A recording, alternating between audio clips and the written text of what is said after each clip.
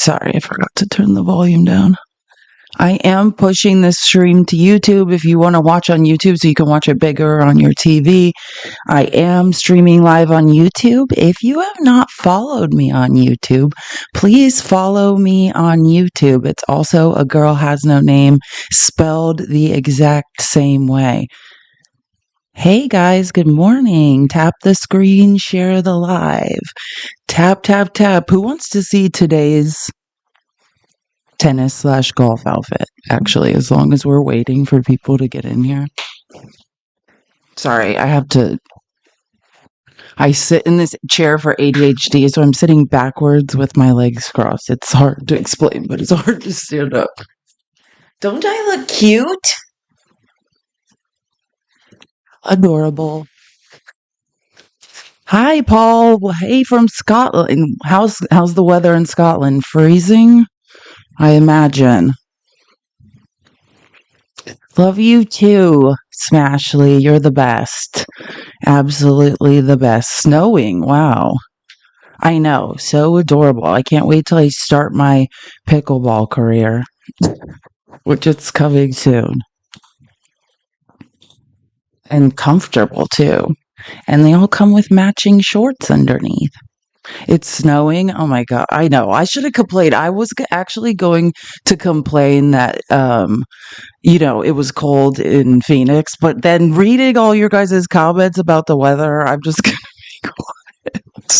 Because you guys probably are going to want to punch me in the face. Yeah, I was going to be like, it's so cold. I can be quite a baby sometimes with the weather. I grew up in Arizona and I lived in Idaho for 4 years, so I know what it's like. Like, I used to go lay out when it was like 40 degrees if it was sunny, and I would just be outside thinking, God, it's so warm. And now I'm just like this baby who's like, oh my God, it's 58.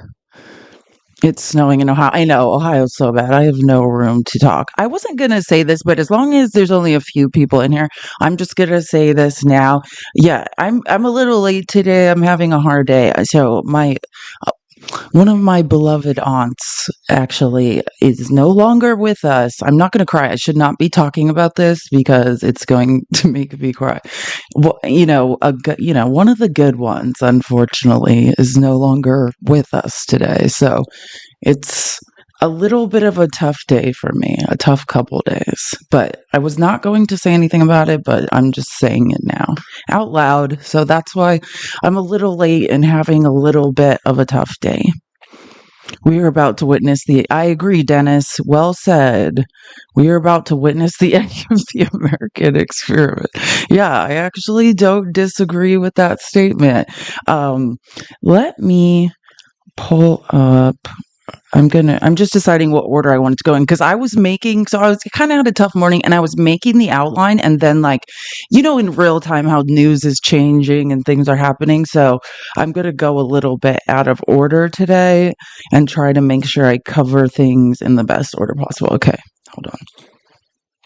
I've got to figure out.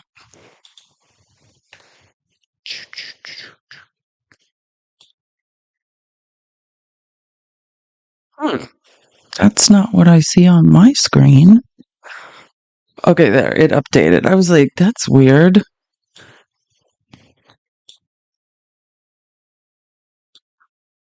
Did you guys notice how I made the bottom where the chat is black so you guys could see it better?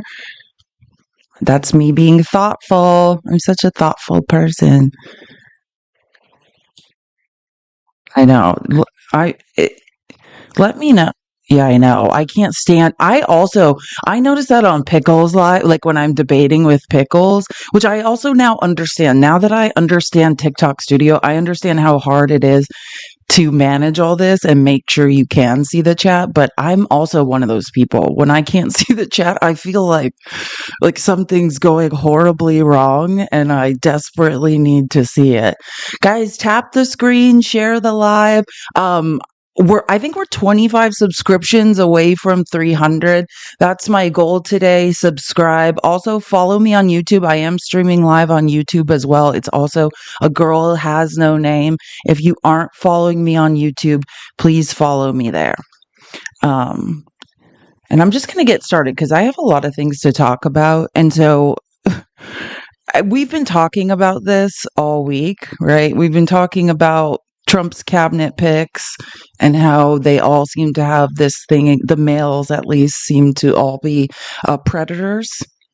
Right. And I've mentioned this several times in the last week.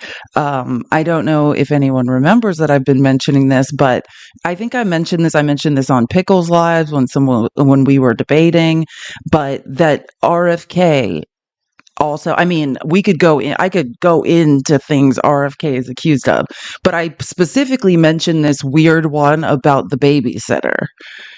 And so USA Today actually had this woman, like, did an interview with her. And so I thought we should definitely go over this because I want to explain to people. And this article is in the outline and it's worth mentioning again. Thank you so much for subscribing. Thank you, Matthew. Thank you, Dylan. Thanks, DL, Tina Marie, Sweet Pea. Amazing. Thank you so much. It is much appreciated. Yeah, I wanted to just quickly go through because they actually have quotes and interviewed the victim in this incident, another one of Trump's cabinet picks who happens to be a predator. So I just wanted to go through it because I want to make sure everyone knows this is not just it's not some weird thing. This is the actual victim talking. She said, "It happened so quickly. Cooney was out of college in 1999 when she began working for Kennedy at his environmental law clinic during the week and on the weekends as the family babysitter." So, right, Kennedy had this environmental law firm. I always say there's a great New York Magazine article. It's either the New Yorker or New York Magazine. I can't remember which. They did a long, when he was actually a presidential candidate, like, article on him. It's one of the longest I've ever seen that kind of describes a lot about who RFK is and kind of gives you an idea of why he's an undesirable, let's call him that. So basically, she graduated undergrad, right? She's clerking at his environmental law clinic. And on the weekends, she's the family babysitter, right? So as part of the job, she moved into the Kennedy house in Mont Kisco, New York. So, classic predator move. Like, you know what I'm saying? This is someone that's working in his environmental law clinic. And he's like, "Oh, you could just live with me on the weekends," type situation. I mean, full time, she lives there full time, but and babysit on the weekends. Kennedy had 3 kids who lived with him and 2 kids from a previous marriage who visited on the weekends. That's why they needed help on the weekends. She knew Kennedy men had reputations for being wealthy, good looking, and forward with women, but she was still shocked. Quote, "It surprised me. It happened so quickly," she said. Isn't that always the way? Why? Hold on, I think I have to make it some. Why can I not go? Hold on. Here we go. One night, there was a meeting in the family kitchen with Kennedy and another person who was there to talk about work related to the law clinic. She said she felt Kennedy rubbing her leg under the table, right? Again, this is a girl, I believe she was 22 or 23 at the time. She had graduated undergrad, was going to law school, working in his environmental law clinic. So and living at his house, taking care of his kids on the weekend. So the first incident was she felt Kennedy rubbing her leg under the table. Another time, she said a shirtless Kennedy, then 46, appeared in her bedroom doorway asking her to rub lotion on him. She said she unenthusiastically obliged in order to get it over with. Later, she said he approached her from behind in a kitchen pantry and started groping her, sliding his hands from her hips to the sides of her breasts. While doing so, he was blocking her exit out of a small room. Cool. Again, these are Trump's cabinet picks. Here we are, people. Here we are. Tap the screen, share the live, guys. Keep tapping the screen. Again, I'm talking, this is RFK. I've told you guys about this incident, but she did an interview with USA Today talking about it. So this is in today's outline, and I just want to get it on the record, like what she is in fact actually talking about. And she said, because this is what I think we do often as women is protect our we are victims of abuse, and then we protect the actual people that did it to us. She said she never intended to tell her story. She told her mom during the height of like the Me Too movement, but she didn't consider going public. Kennedy announced his presidential campaign in April of 2023, and then she finally told some close friends. So, and then I just want to, I always mention this because I think it's so gross. But when this stuff finally started coming out, and this woman was like, "Oh, I need to probably tell someone about this," right? When he announced he was actually running for president. And then on a podcast this summer, like, because people are asking RFK now, like, about, hey, what about your babysitter that lived with you? She's saying that you did these awful things to her. And he said, quote, "I had a very, very rambunctious youth. I said in my announcement speech that I have so many skeletons in my closet that if they could all vote, I could run for king of the world." Yeah, not even in denial, just like, "Hey, there's so many people I've done things like this to. I cannot keep them all straight." And then oh, and it said here on the bottom, but like what basically happened is then he sends her a text, right? So the Vanity Fair, she does an article with Vanity Fair kind of detailing out all these different incidences where he, did unspeakable things to her in his home, and then he texts her. He text messages her and says, quote, "I have no memory of this incident, but I apologize sincerely for anything I ever did that made you feel uncomfortable or anything I did or said that offended you or hurt your feelings. I never intended you any harm. If I hurt you, it was inadvertent. I feel badly for doing so." Cooney, that's the woman's last name, doesn't consider it an apology. She says, "I don't know if it's an apology if you say, 'I don't remember,'" she said. Quote, "In the context of all his public appearances, it seemed a little bit, it didn't match. It was like a throwaway." I could not agree more personally. I think that is the sign when someone's not sorry. Hey, I don't remember any of what you're talking about. I don't know if it happened, but if it did, I'm sorry, is not necessarily a great apology. I think most of us are looking for. But excuse me, I just wanted to detail, like, that's one of the RFK situations, and the one when you hear the one that came out when he decided to run for president, that is the one people are actually referring to. And again, that came out in a USA Today article, I think from yesterday. It's in today's outline. If you would like access to the Discord where all these outlines are in the live sources section, just Feliz Navidad Live is a TikTok account, just like A Girl Has No Name, my main one. It's just another TikTok account. Just send a message to that TikTok account and ask for a link to the Discord, and we will get you one. Or just message in the chat right here and say, "I want a link to the Discord," and I'm pretty sure a mod will be able to see you and get you one as well. So that article I just noticed. So now let's switch to, let's switch to, unfortunately, the same topic, just a different Trump cabinet pick.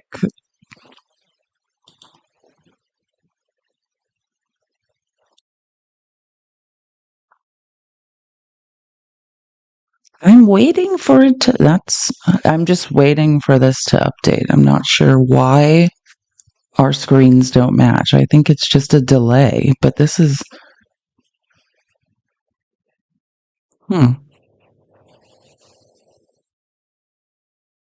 there we go. I don't know why it takes so long. Okay. So this, if anyone doesn't know who this is by now, this is Pete Hegseth, former Fox and Friends morning host. Guys, keep tapping the screen, share the live. Let's get some more people in here. Yeah. So this is Pete Hegseth, right? This is the guy that's supposed to run the Department of Defense. He has no qualifications to do so.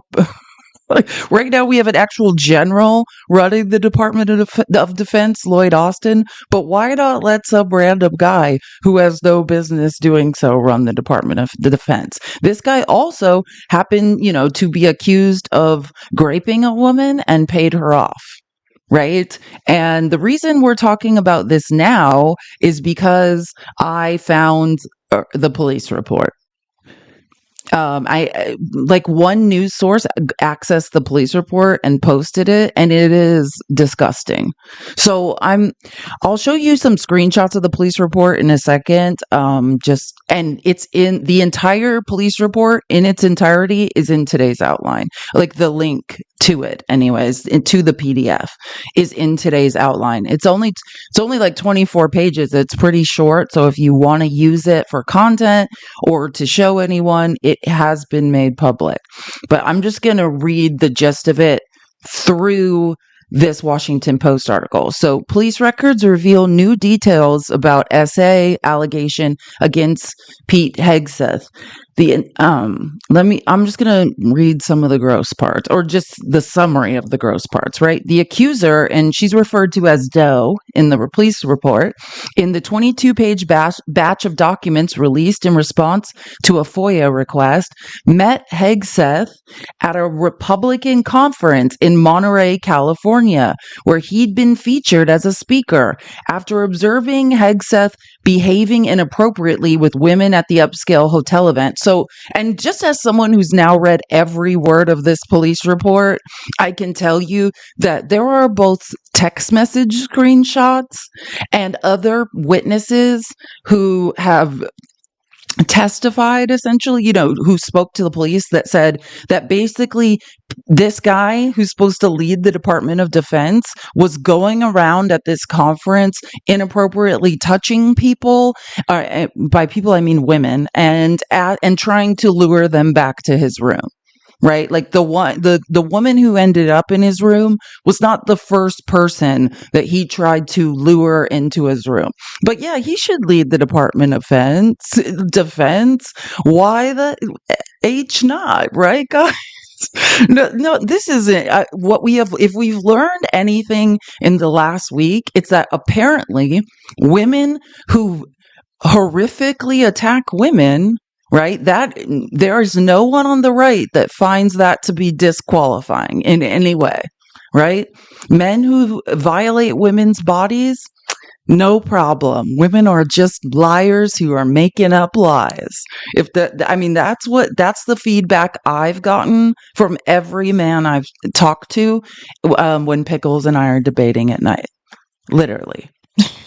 Just, well, women lie. And I'll be like, are you saying that the children that Matt Gaetz, graped are lying? I'm saying women lie. Okay, well, cool. I mean, that's who you are. Imagine now, picture when this happens to your daughters, because this has happened to 1 in 3 women. So when this happens to your daughters, be prepared for them to be gaslit and cry to you and say, hey, this happened, but no one believes me, right?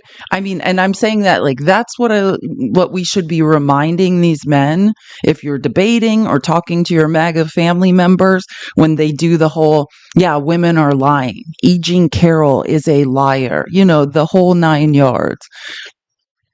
Like that, I mean, that's essentially what they're saying.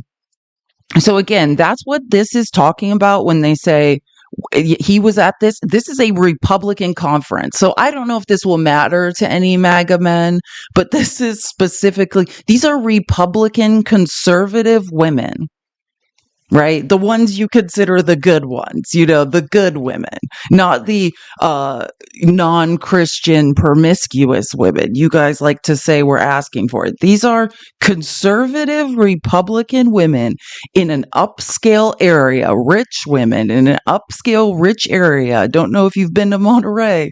Very nice area, right? At a conference in a very nice hotel. These are people that work for the Republican Party. And he is going around inappropriately touching people, or women, trying to get one of them to come back to his room. Okay. And so after observing Hegseth behaving inappropriately with women at the upscale hotel event, she said she confronted him. And what that means is they basically went outside. Like they were at an after party. Like they were first at a couple parties, then they're at an after party, and he's doing this. They go outside and by the pool, and she confronts him, which there are security officers in the police report that back this up. And there were also calls from people in the hotel who said that this happened, right? So just to be clear, because I know MAGA men like to be like, oh, this isn't real. She's just making all this up, right? Because now she's embarrassed because she, whatever. No, there's several witnesses that say this happened. Now, in his account, he has no memory of that. He says he doesn't remember this happening, that there were complaints by the pool that a security guard confronted them. He doesn't really remember, but it did happen, right? And so she confronts him out by the pool. Doe recalled Hegseth telling her that he was a nice guy, officers wrote. Her next memory was being in an unknown room with Hegseth, according to the police report. She stated that Hegseth, so she's trying, and as someone who read the police report, I'm just going to tell you some more information, because it says here, she stated that Hegseth then took her phone from her hands. Yeah, she's trying to text people. And it's not, I don't think it's mentioned in their account, but she says that she thinks she was slipped something. There are other witnesses in the police report that say she was not, she might have drank some, but not, like, she seemed in control, and he seemed intoxicated. Right? Remember I told you that his story from his lawyer was that he was the intoxicated one and she took advantage of him. Right? So now remember that, because the police report disputes that fact. Like, she is slipping in out of memory. She tells, I think it was the nurse when she's getting a grape kit, that she thinks she was assaulted, that she was slipped an illicit substance, because she's like going in and out of consciousness. She's like, I had some champagne and maybe like a mixed drink, and I have no idea like how then could I have been like this when I'm in his hotel room? She's like trying to text someone on her phone. He grabs her phone, takes it away from her. He's like, who are you texting? Takes the phone out of her hands, and then blocked the door with his body so that she can't leave. And she is quoted as saying, like, she's like, what I do know, what I do remember is I said no a lot. Again, if you're just joining, keep tapping the screen, share the live. I do rely on your tips and donations to keep my show going. This is my Cash App and Venmo. A girl has no name. If you send a message, I will read it aloud during the show. And what we are currently talking about, what you missed, was I went through a USA Today article where RFK Jr.'s, someone that RFK Jr. Essayed is being interviewed. It was his babysitter. It was like a 22 or 23-year-old. I'm sorry, I can't remember which one it is, who was working in his environmental law clinic while going to law school, and then was living at his house and babysitting as well. And then she details like the essay she suffered under him. Now we've moved on to Trump's next cabinet pick, the next or next predator that Trump is trying to appoint to his cabinet. Now we're on Pete Hegseth, and we're going through the police. Someone submitted a FOIA request for the Pete Hegseth grape police report. And now I am going through those details. I mean, there's so many predators. Trump himself has been found liable by a jury of his peers of of being a predator. And now he has appointed a bunch of predators, and it's hard to keep them all straight. So I'm just doing my best to give us all that information. I'm laughing so I don't cry. Like, I do find this personally, as a victim of things like this, super triggering. So, anyways, again, she's trying to text someone. She's like, I don't know, and witnesses say she did not have a lot to drink, right? But for her, because again, this is a Republican conference of well-to-do Republicans. She is a Republican operative, like working for, I'm not actually sure what organization she works for related to the Republican Party, but one of those, and seems to be a very well-known Republican at that. And this is who Pete Hegseth graped, or allegedly. Right. And the police report has become available. So again, she's trying to text somebody, and he goes, "Who are you texting?" Takes her phone away from her, then block the door with his body so she couldn't get by him. And then she says, quote, "Jane Doe remembered saying no a lot," the report said.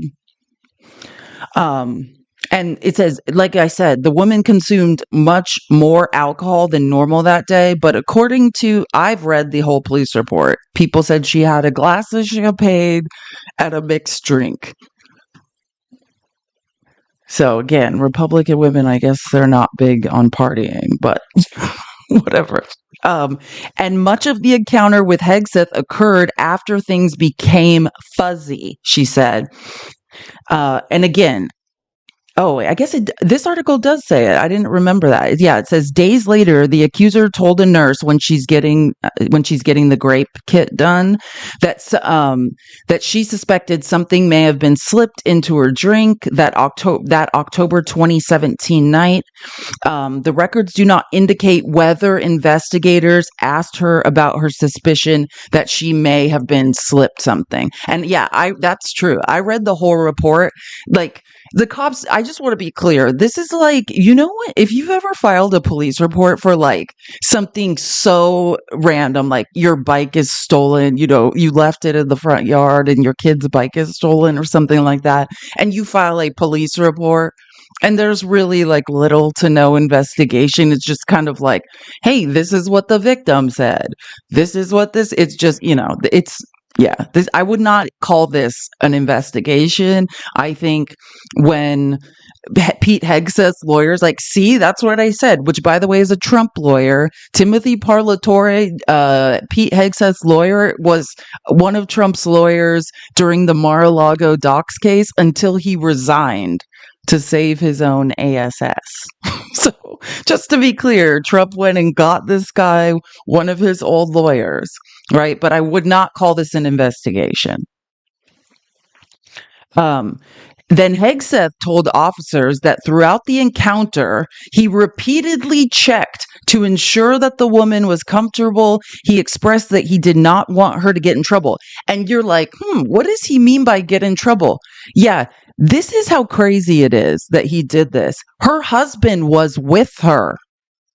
They're staying in a hotel room, which, by the way, when you read the police report, which again, this is a TikTok account, just message this account at Feliz Navidad Live if you want a link to the Discord, or just say in the comments you want a link to the Discord, where there's a link to the police report in the live sources section.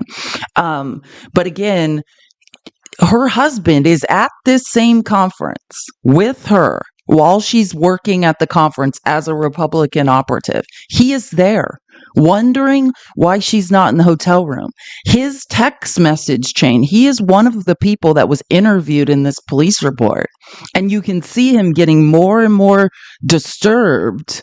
And this is a wife and husband who clearly love each other. They have a great relationship. Like she's telling him play by play, like, oh yeah, Pete Hegseth is a creep. He's like hitting on people. He's hitting on me. You know what I mean? Like they were in constant communication all day long, and then it just drops off basically. And he doesn't know where she is or who she's with.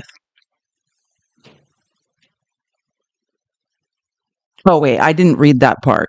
This is what he said, though. Again, this is from Pete Hegseth's testimony. He repeatedly checked to ensure that the woman was comfortable. He expressed that he did not want her to get in trouble. That's, I'm assuming, with her husband. According to the report, Hegseth said she showed, quote, early signs of regret. What are early signs of regret when you're, being raped? You know what I mean? This is what he's saying. Anyways, this is the lawyer, Timothy Parlatore, one of Trump's lawyers on the Mar-a-Lago docs case, previously told the Washington Post that his client was, quote, visibly intoxicated that evening, citing video surveillance footage, and that's true. Everyone that saw him that night said he was intoxicated, right? And now he's trying to say that she showed the two of them walking arm in arm with the woman smiling and looking coherent. And that is when they're walking out to the pool and they have that altercation where she's confronting him about trying to take other women back to his hotel room. Like she's confronting him for acting inappropriately with other women at the conference, right? And Pete Hegseth claimed the woman had been the aggressor in the evening. The newly released records confirm his description of the video, but do not address his characterization of the woman as the aggressor, because that's not what's happening in the video. One witness described the woman as coherent and Hegseth as very intoxicated, right? The records show Hegseth himself told the police he was buzzed but not intoxicated. This confirms what I've said all along. This is from the lawyer, that the incident was fully investigated. It was not investigated. This is a police report. They spoke to the people that wanted to speak. Basically, the witnesses she had, that contacted them. This is not an investigate. And they pulled the tapes to verify her story, almost as if they were looking for her to have lied. Do you know what I'm saying? But the tapes confirmed basically what she said. So she had witnesses. She provided text messages. She had her husband talk to the police. He provided his text messages. You know what I'm like that they didn't investigate. This confirms. Oh, and and then the nurse that did the grape kit submitted a report. And then the lawyer says, this confirms what I've said all along. The incident was fully investigated. No, it was not. And police found the allegations to be false, which is why no charges were filed, said Parlatore. The papers do not say how police assessed the woman's allegations and do not address the veracity of either side's claims. I'm trying to think of. Let's see. Well, let's go through this, and I'm going to try to explain more of this to you without getting banned in some way. I'm thinking in my head how I'm going to do this. The records support portions of a memo that a friend of the woman sent to Trump's transition team last week. So that's why this all came out. Because remember, these are all Republicans. These are devout Republicans who work for PACs and Republican organizations who support the Republican Party but don't want him to be confirmed. So they sent this report, or the woman signed an NDA, so she had a friend send the report, because she can't, to the Trump transition team. Because I guess she still thinks these people have any, care about women. That's the last place I would send it. Why? To be buried? So she had her friend send the report to the Trump transition team. That memo alleged that the woman had tried to intervene after two other women attending the conference complained that Hegseth was being pushy about taking them to his room. So are you getting it now? He's trying to pressure other women and getting handsy with other women. She takes him outside to like confront him and try and get him away from everyone else. They have an altercation which other people witnessed. He was intoxicated and belligerent. And then somehow she doesn't know why, even though witnesses say like seemed like the sober one. She starts blacking out and somehow ends up in his hotel room. Police interviewed two other women at the conference who said that Hegseth had placed a hand on their thighs and invited them up to his hotel room. One told officers that she'd asked the Jane Doe, the victim, to help ward him off, according to the report. This is what you get for trying to help. You end up becoming the victim. So this woman was trying to do a nice thing and get this guy away from other women he's trying to trap. And then this is the quote. Remember the videos I showed you of pathological liar and youngest press secretary ever, Caroline Levitt? Pete, this is her quote in this article. Pete Hegseth is a highly respected combat veteran who will honorably serve our country when he is confirmed as the next Secretary of Defense, just like he honorably served our country on the battlefield in uniform, Caroline Leavitt, Trump Vance transition spokeswoman, said in a statement. Guys, keep tapping the screen, share the live gift. I'm trying to get to 300 subscriptions today. I think I need 25. So if you would subscribe, I would absolutely appreciate it. That's how I keep my show going. Okay, this is the actual police report I told you. And again, this is in today's outline if you want access to it, because it gives a lot of different color. I'm trying to think of how to say this without saying it. So if you want my opinion as someone who read every word other than the blacked out redacted words of this police report of why there's no investigation, it's because there is like 4 days, let's say, give or take, in between the incident and the grape kit. That's why.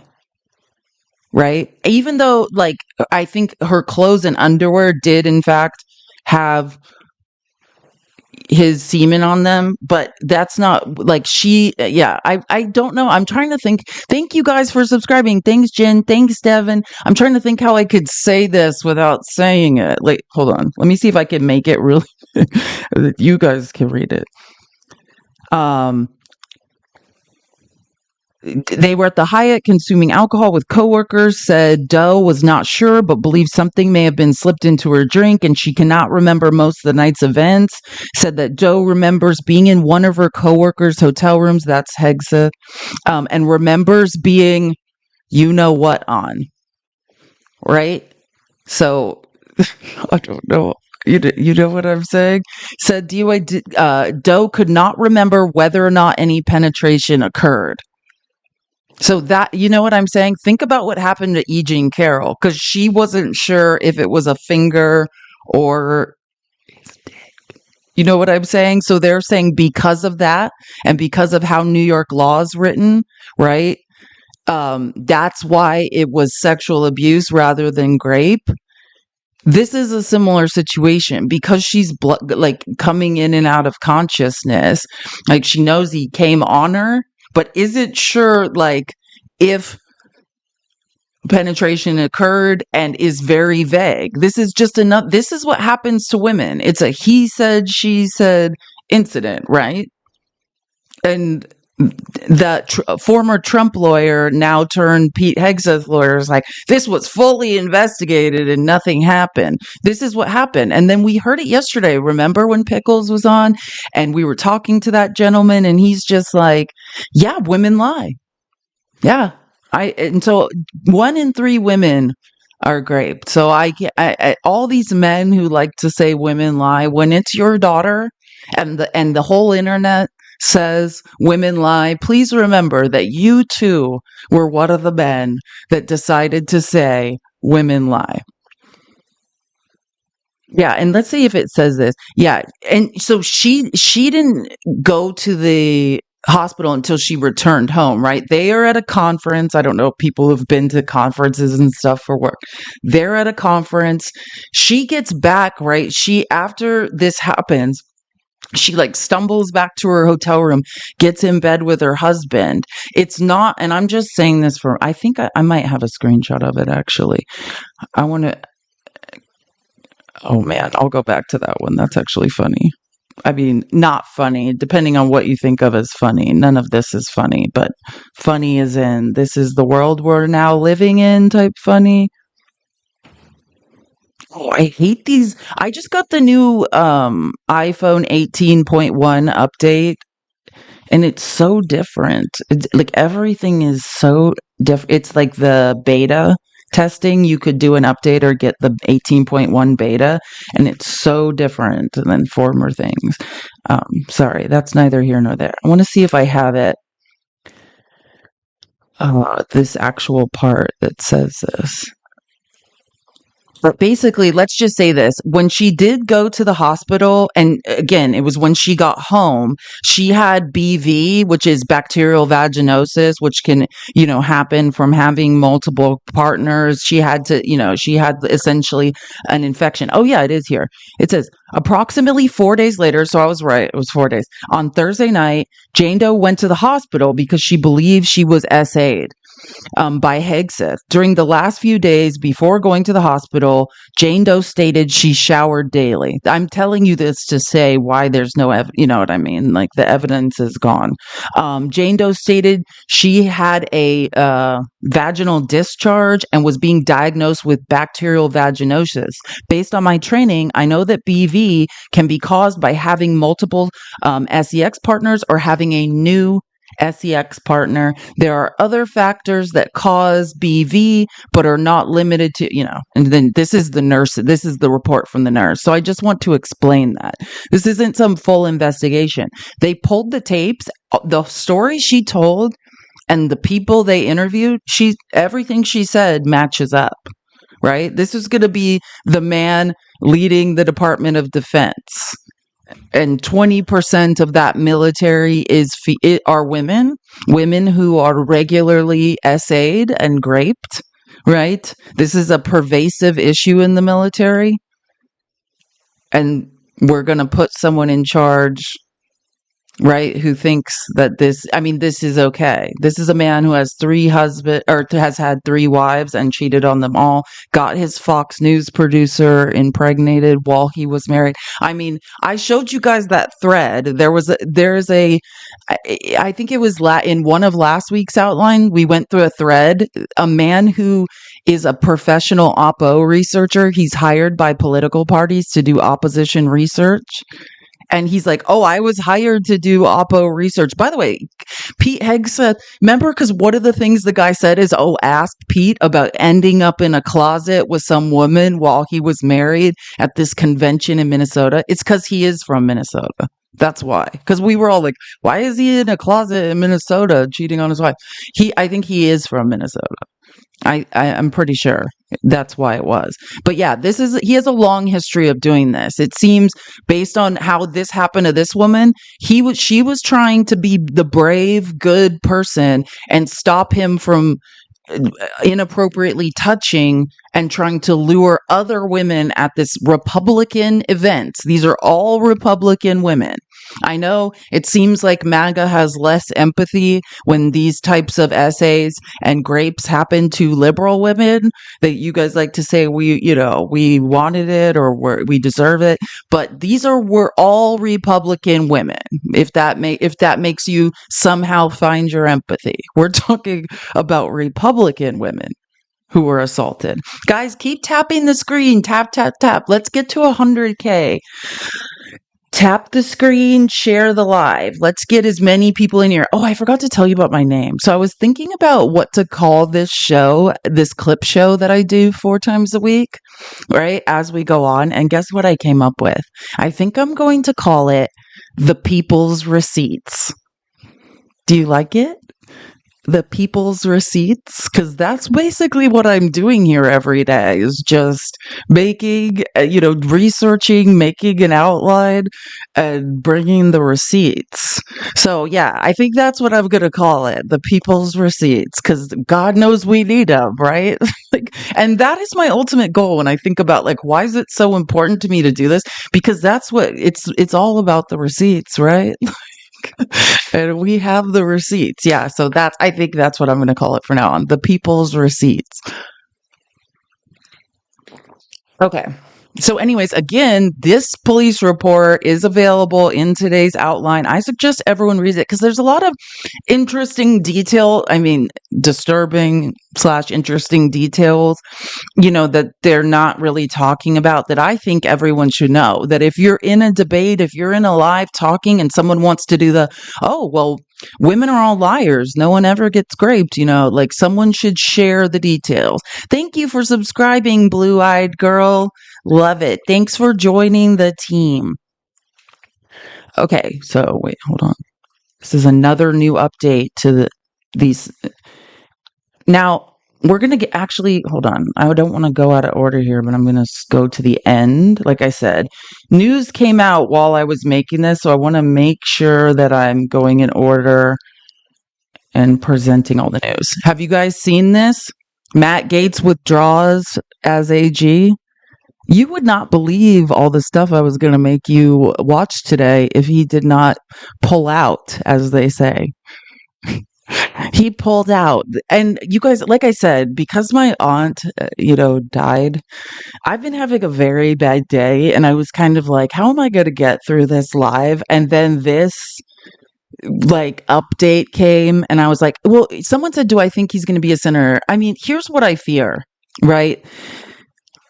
How could he become a senator? I don't know. He has so many people that hate him, but DeSantis is about to try and appoint a senator, right? Because Marco Rubio's leaving. Gaetz is in Florida. He could, but that's probably going to go to Lara Trump. And I don't know. Like, it seems like, I feel like Congress is saying, and I'm not talking about Democrats, I'm talking about Republicans in Congress, are seeming to say no. Because Matt Gaetz pulling out, don't think for a second, and I'm going to show you some of this stuff because I don't think it can go without saying. Right? He just announced in a social media post a couple hours ago, he said, I just want to make sure I get the words right. He said, he was withdrawing his bid to be Attorney General for President-elect Donald Trump's incoming administration, saying his confirmation was unfairly becoming a distraction. Quote, there is no time to waste on a needlessly protracted Washington scuffle. Oh, you mean U.S. trafficking children is finally catching up to you? He says it's an unnecessary distraction. But I think part of it was I'm guessing because Donald Trump does not care. Donald Trump himself is an SAer.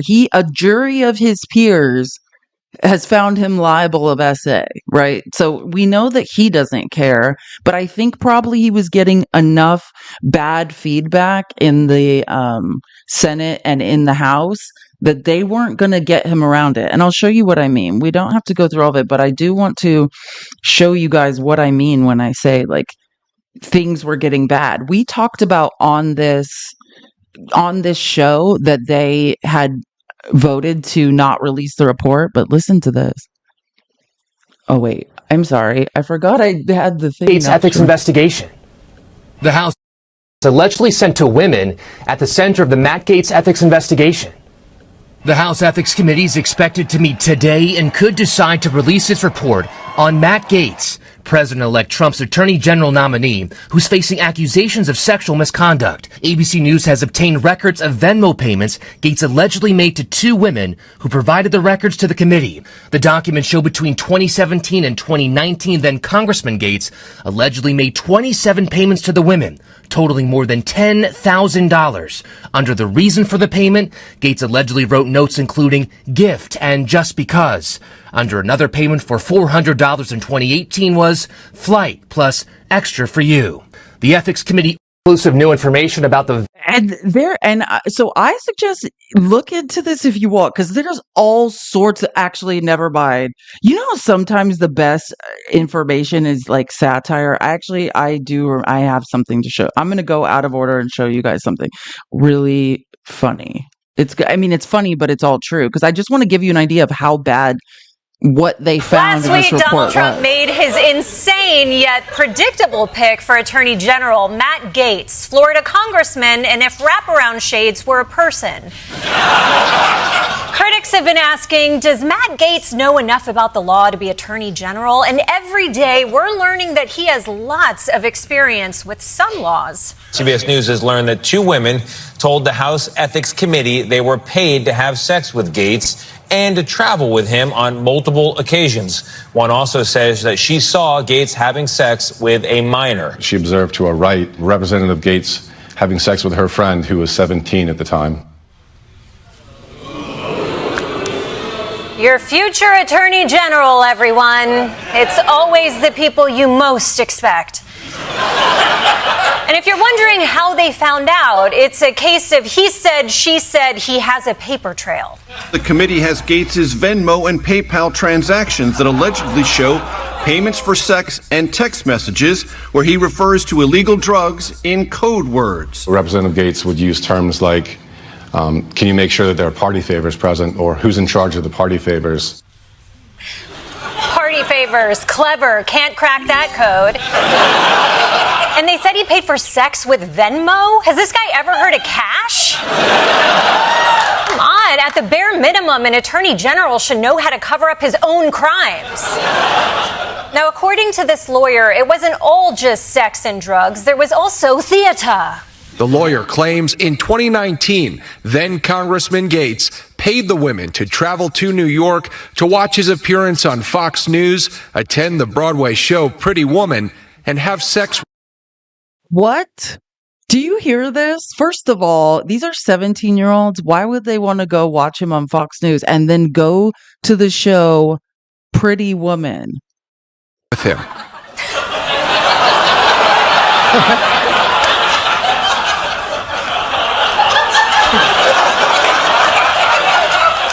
Taking two prostitutes to see Pretty Woman?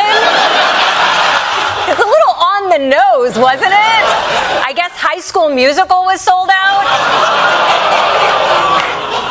But the worst part is that he apparently took them to watch him on Fox News.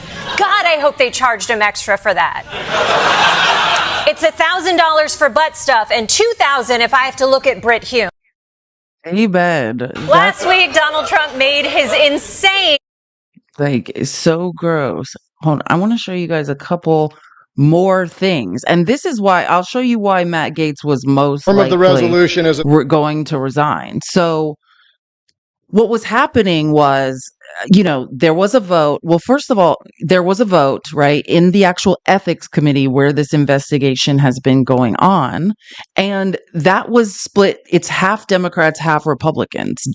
Down the line, it was split, right? And I think it's Guest, who's the actual oversees that committee. He came out of that committee and was speaking as if it was like everyone agreed to not release the report, which is not actually true, right? And Susan Wild, who, if you don't know Susan Wild, I believe she's from Pennsylvania, right? And she's the ranking member of, is Susan Wild from Pennsylvania? Someone from Pennsylvania confirm that if she's not. I want to get it right. If she's not from Pennsylvania, is Susan Wild from Pennsylvania? Does anyone know?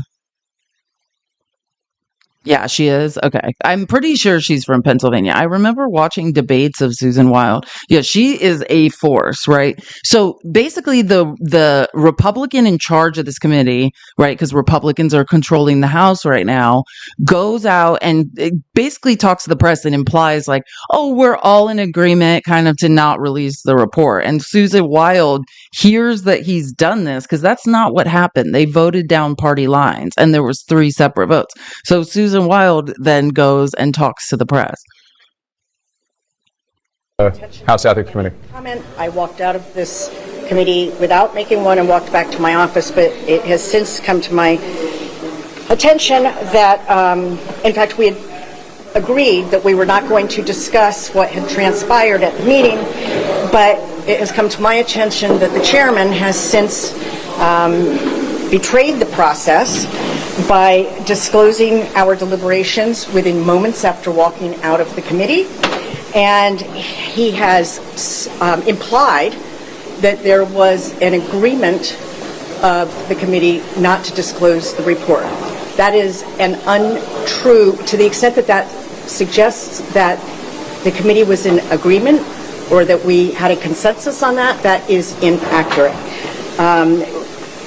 And I will say that a vote was taken.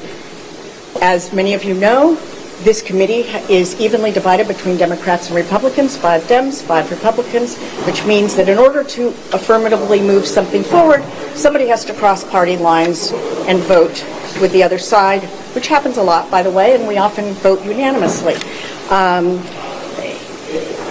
That did not happen in today's vote, and I do not want the American public or anyone else to think that Mr. Guest's characterization of what transpired today would be some sort of indication that the committee had unanimity or consensus on this issue.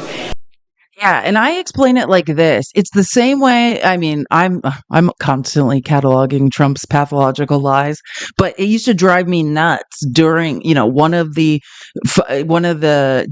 disinformation or misinformation going out during the Stormy Daniels trial. He would say, oh, well, the FEC, the Federal Election Commission, looked at all of this and they dismissed it. No, that was a lie too, because that's another example of a committee it's an even number of Democrats and an even number of Republicans. And on it, when it's really contentious stuff where they're, say the Republicans are being, threatened, like vote along party lines, or we will use Elon Musk, the richest man in the world's super PAC, to primary you. That's what ends up happening, or there are deadlocks on votes. But I want to wait, I'm trying to think of where I have this. Okay, I actually had it before.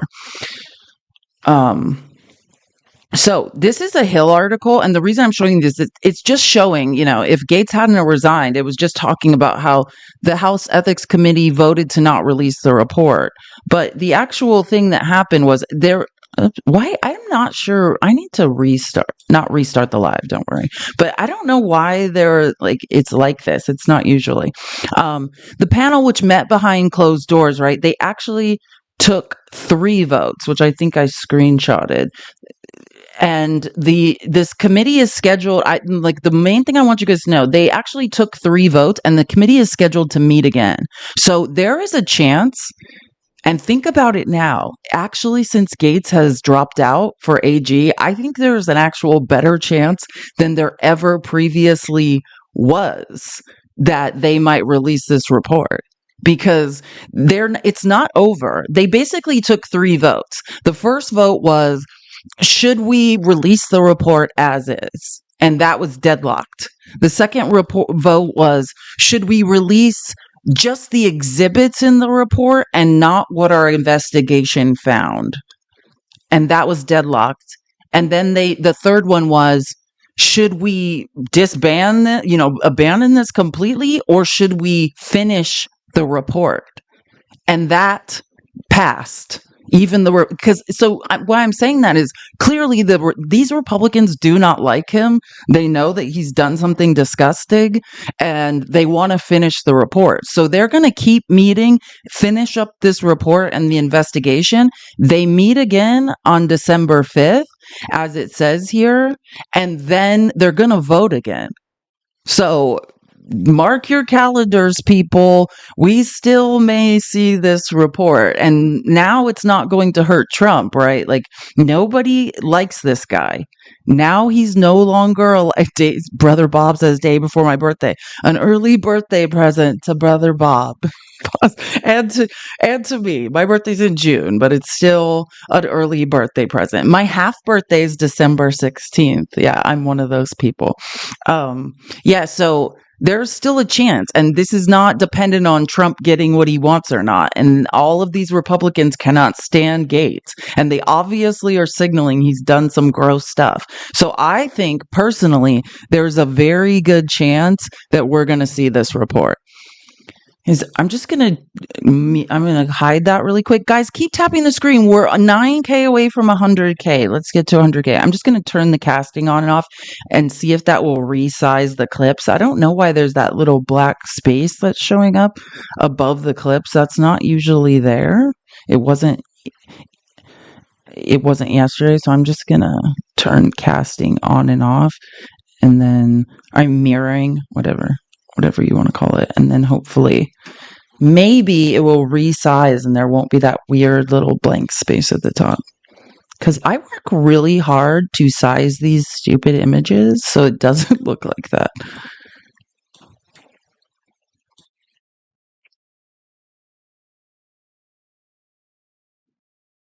Okay, now, and this is why it's still like this. This is going to Form of the resolution is as follows. I'll figure it out. I'll look into it. But this is why I think, if you're asking me why did Gates resign, even though he had that victory, I think that he has a very good chance. They're going to help. They have a plan, and I'm going to show you evidence of that. Thank you for subscribing, Gina Bell. I love your name too. What a beautiful name.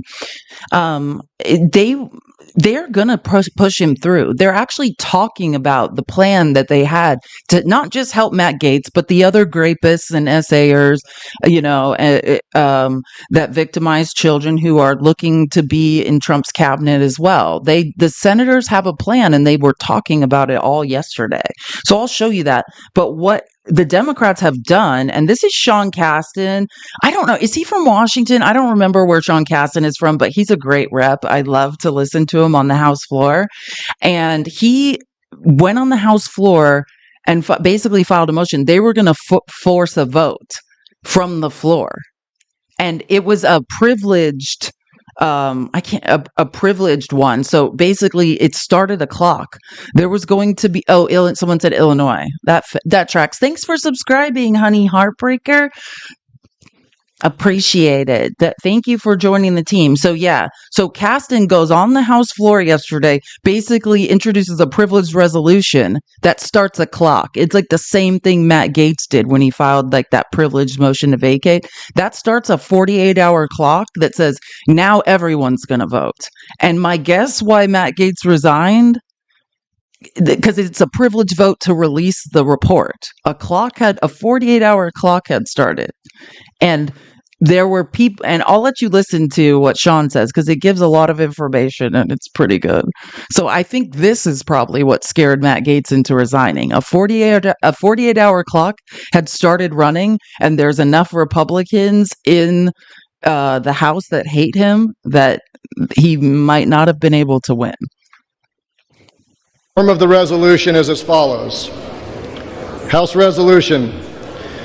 Directing the Committee on Ethics of the House of Representatives to release to the public the committee's report on its investigation into allegations against former Representative Matt Gaetz.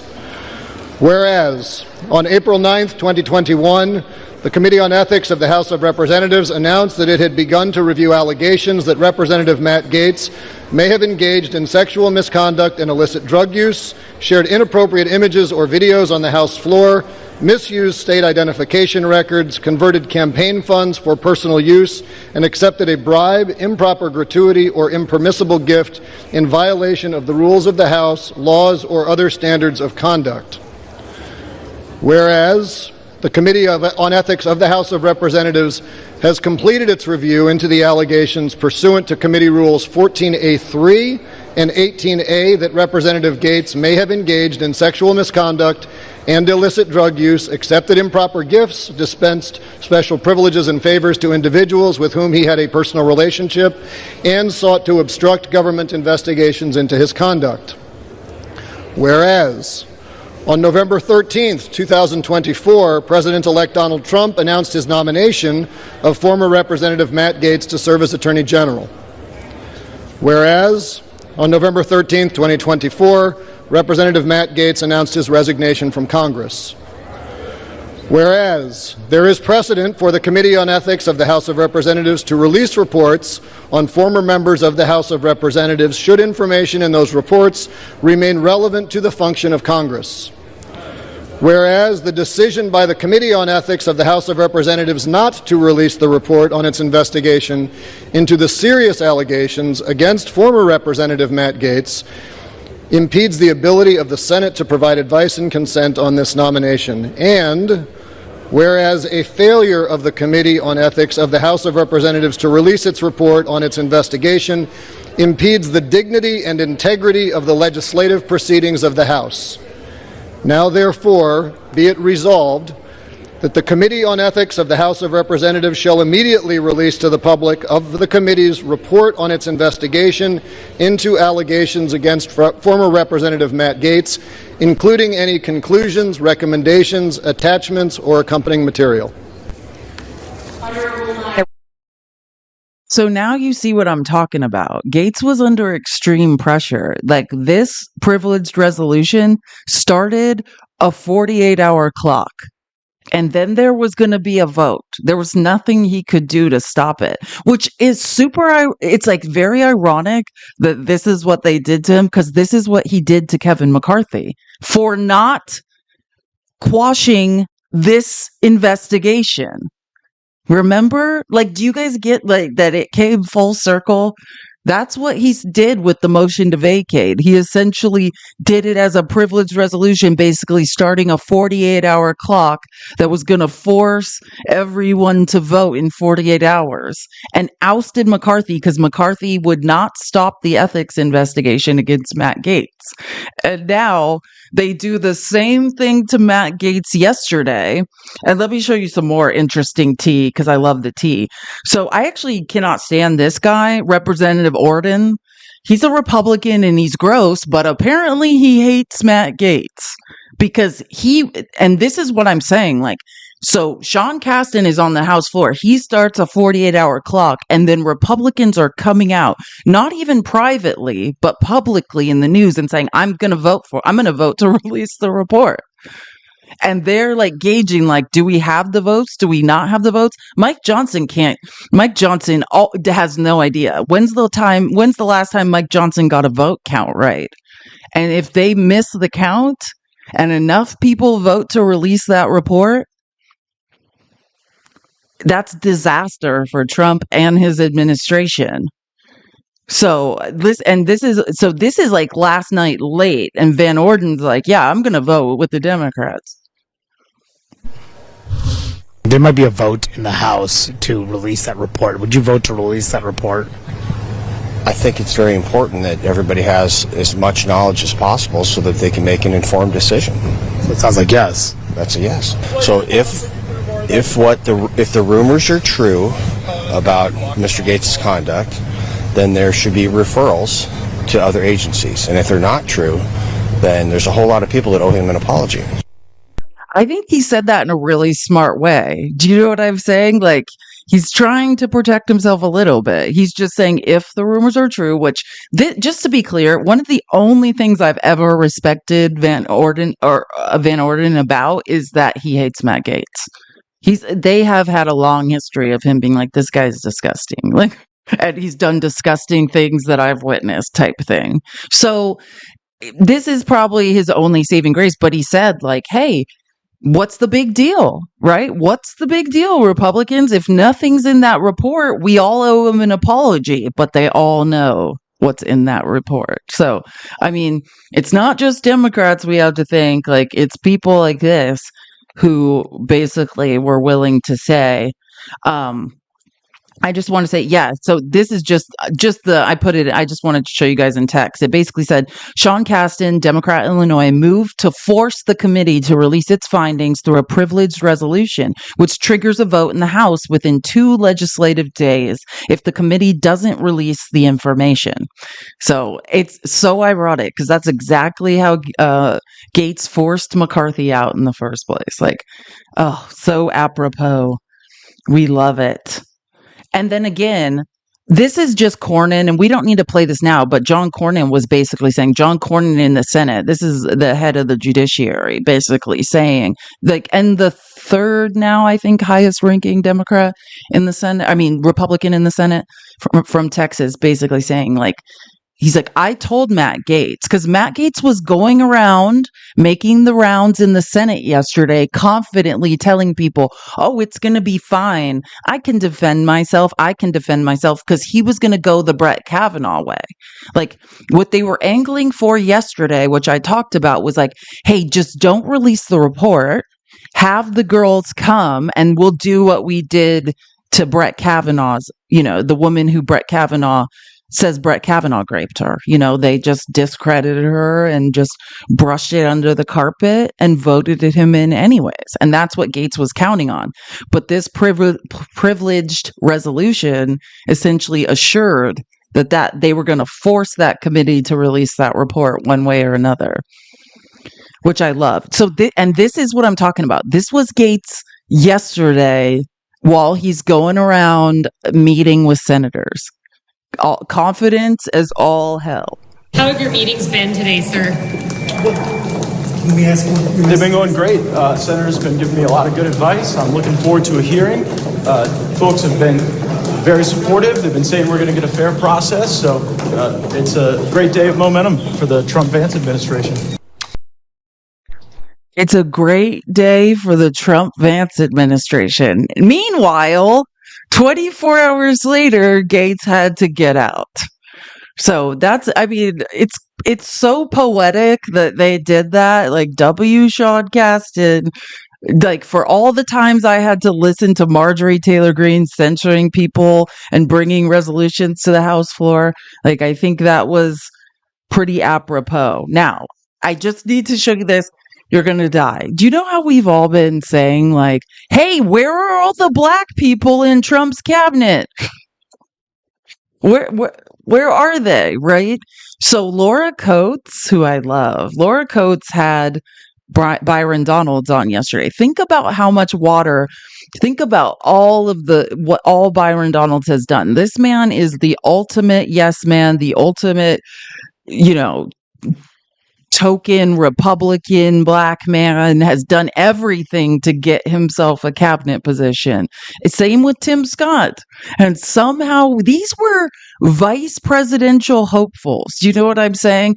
Now, were they ever in serious running? I don't think so, right? That was just to make it look good, but they still don't have cabinet positions. But listen to Byron Donalds tried to convince Laura there's still hope for him. I mean, I'm not saying he couldn't get something. It's not going to be anything that, matters. Like, everything. If you were a vice presidential, if you were being vetted for vice president, you should have gotten a cabinet, one of these, Tulsi Gabbard, okay?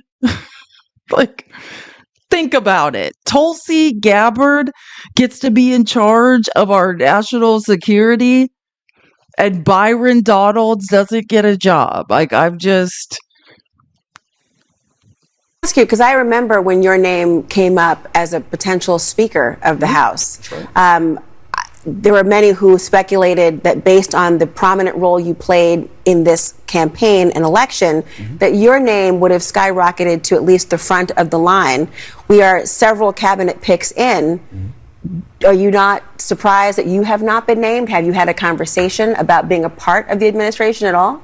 All I will say is I am not surprised that I have not been named, but that does not mean I'm not going to do other things in the future. Has he asked you?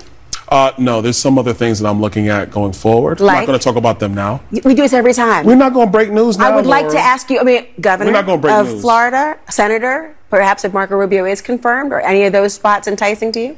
We'll see what happens as things go forward. Do you have... Byron, stop. I wait till I tell you. Maybe this is the time I should tell you about the job they gave Margarine so she'd stop being furious. Have you guys heard about Margarine's new job?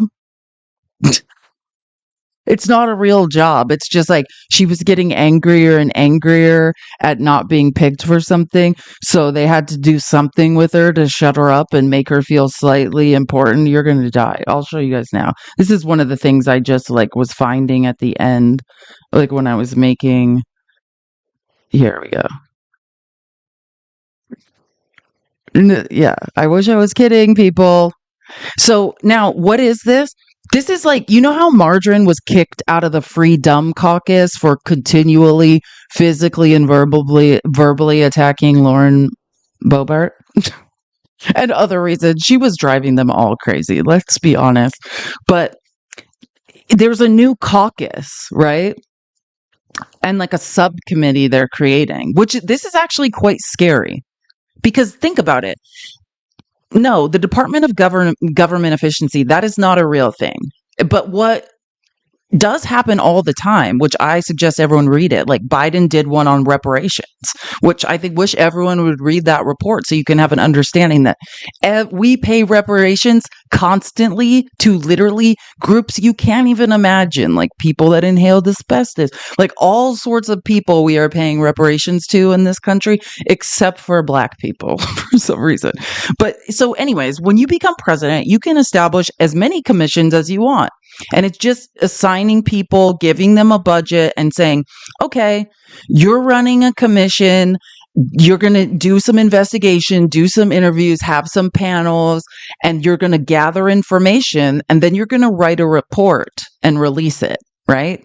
And then the president, if he wants to and has the power to, has Congress on his side, can use the findings in that report and make laws, legislation, whatever.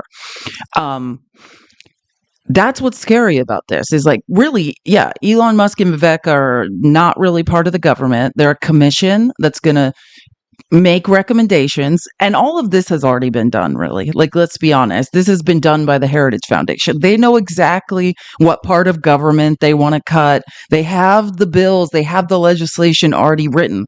This is what Project 2025 was about. But they need the puppets inside of Congress to introduce the legislation. And now that they have the majority, I mean, they can just shove it through. Thank God for the filibuster. That's pretty much the last and final thing in between us and just the dismantling and defunding of the government. So, wait, hold on. Oh no, I want to find this clip. I thought I had a clip about this. Well, maybe not. I think I pretty well covered it. Oh, what's up, Tanner?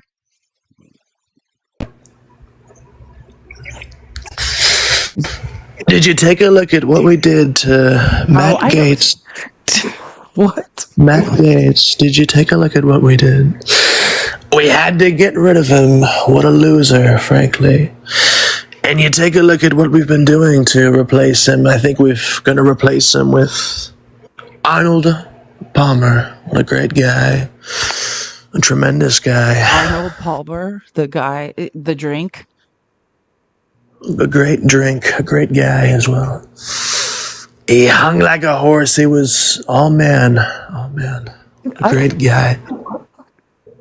Thank you, Trump, for that. So you don't see this as a loss, even though yesterday you said you were going to force this nomination through? Well, sometimes you say things that you don't mean. I had to take a look back at it. I had a call from Elon. Elon called me and he said, "Have you seen what Matthew's been up to?" And I said, "No, Elon, please tell me." And he said, "Don, he's been doing a lot of things behind the scenes, a lot of things that you've done in your past." And I said, "Well, that must mean he's great, right? Because I've done great things. I've done brilliant things." And he said, "No, Don, your bad past, the past you want to forget about." So I said, "Elon, we've got to do something." And we look like we're going to accept Arnold Palmer as our next nomination. Thanks, Trump. I'm going to get back to the story, but I appreciate you coming. Nice to see you, Tanner, as always. You're getting better and better at this. It's like, honestly, it's scary. It sounds so much like Z-Pack. I literally can't tell them apart any longer. Actually, and I think I have this here. This is what Trump was saying yesterday. This is what I'm talking about, right? This is what the radical left lunatics do to people. They dirty them up. They destroy them and they spit them out. They are trying that right now with some great American patriots who are only trying to fix the mess that the Democrats have made of our country. We will win MAGA. This is Trump's response to the pushback against Matt Gaetz, when the Pete Hegseth police report came out, when the report detailing RFK Jr. attacking his babysitter multiple times came out. This was Trump's response, was that, oh, they're just victims, not the women that have been SA'd by these men that have had to, who, by the way, are Republicans, if that matters. I know it doesn't, but just saying, in the case of Pete Hegseth, that's a woman that works for the Republican Party or for a PAC or foundation or whatever. I mean, I don't know. It's like, what type of woman do you have to be? I guess that's the question. It's like, what am I getting at? Like, what type of woman do you have to be? They'll even discredit and lie on Republican women who work for them, right? Like, there's no way to be protected. Like, this is why women don't report SA, because the minute you do, oh, you're just a liar. You just want attention. It doesn't matter how long you worked for the Republican Party, how loyal you've been. Sorry.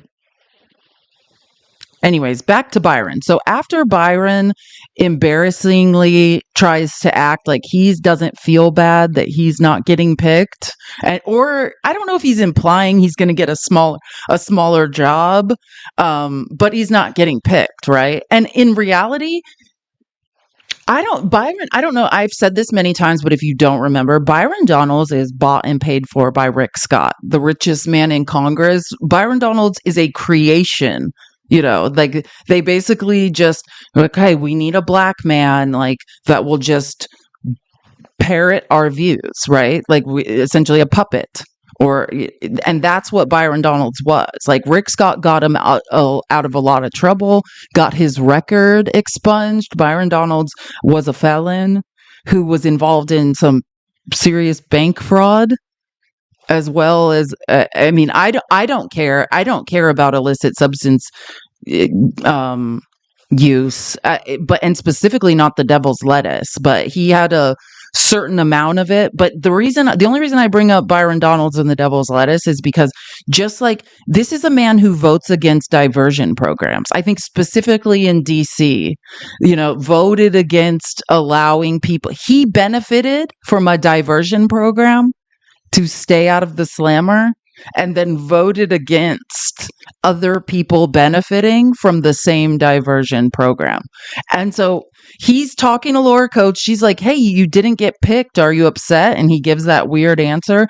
And then she asks him about Lara Trump, because even he would be better than Lara Trump to be appointed to the Senate, right? But probably is not going to happen. Have support for the name Lara Trump that's been circling around as a potential person who would step in if Senator Marco Rubio were to ascend to the role that he has been chosen for. So actually, I think Laura would do a great job as a U.S. Senator for Florida. I got a chance to really know her through the whole campaign process. Number one, excellent communicator, one of the best in our party. Number two, really knowledgeable. One of the best communicators in our party. Am I in the Twilight Zone? She knows nothing about anything that I am so confused. What does she know about? About policy. Number three, her personal businesses that she's been involved with, different projects that she's done. She knows how to get things done, bring people around her to be successful. Imagine, like, this is a man who's still hopeful he might get picked for something. Do you know what I'm saying? Like, this guy is still like, and think about it. This is Tim Scott, like, 25 years ago. Tim Scott is still doing it, thinking, I'm going to get picked. I'm going to get picked. It's any day now. I just keep carrying water for the Republicans and I'm going to get picked. I know it. He got fake married to get picked this time. Did Tim Scott get picked? Has anyone seen his wife? Does anyone see Tim Scott with his wife? And they're just like, I know it's coming. I'm gonna get picked. I'm gonna get picked any day now. Any day now. Tim Scott literally got married to get picked. Nothing. These people are delusional. Oh, and this is something, yeah, I need to tell you guys about this. So another thing Trump was screaming about is stacking the courts, right? Biden is trying to push judge nominations through and is doing it successfully, right? So Trump loses his mind because one of the judges that was forced through, not yesterday, but the day before. Sorry, I'm just trying to make sure I'm getting the dates right. I think on Tuesday is a federal judge that's going to oversee things like the Mar-a-Lago docks case, right? Like a federal Florida judge was forced through and a bunch of senators didn't show up to the vote even. And Trump was furious. So he's like, the Democrats are trying to stack the courts with radical left judges on their way out the door. Republican senators need to show up and hold the line. No more judges confirmed before Inauguration Day. Yeah. So what the reason I think in my opinion, the reason he got so mad is because one of the judges that was pushed through is going to be, I can't remember the circuit number, but is basically going to oversee Florida. Like DeSantis was like, what is going on? Like we just got like a liberal judge forced through into that circuit and they were all upset. But here's the irony. Trump is sending this message from a SpaceX launch, right? With 3 senators, Republican senators with him, the 11th Circuit. Thank you. Love crowdsourcing, the 11th Circuit. So Trump is yelling on True Social, why are you guys missing the votes? Why are you guys missing the votes? While 3 Republican senators are standing with him at the SpaceX launch. Like, make it make sense. Could somebody please help these people understand what's going on? This is it. You probably have seen these pictures. It's also interesting. There's another video that looks like Elon and Trump are like in a fight. I'm like, it's already starting. The cracks are showing. But so Trump put out a post earlier today complaining that Republican senators aren't showing up to vote against Biden judicial nominees. Votes were happening. But here's Trump today in Texas with 3 senators, Ted Cruz. Is Ted Cruz ever doing his job? I guess we're just lucky he's not in Cancun. Haggerty and Kramer. Oh man. And this is like, I am so sorry I forgot to show you guys this yesterday because you're going to die. Prepare to laugh. I mean, or prepare to not be surprised in any way. This is Don Jr. at the SpaceX launch yesterday. I wish, I don't even know what to say. Yeah, this is Don Jr. We can just watch it twice. Here's Don.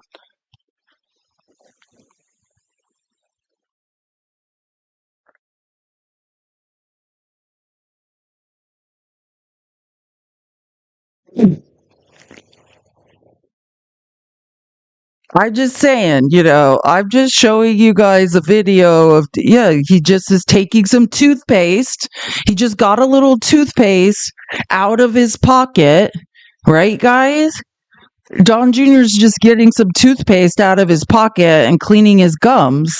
I do that all the time. Don't you guys do that? Don't you guys keep your toothpaste? No way. That's funny, Nacho Jake. Nacho Jake in the comments said, no way.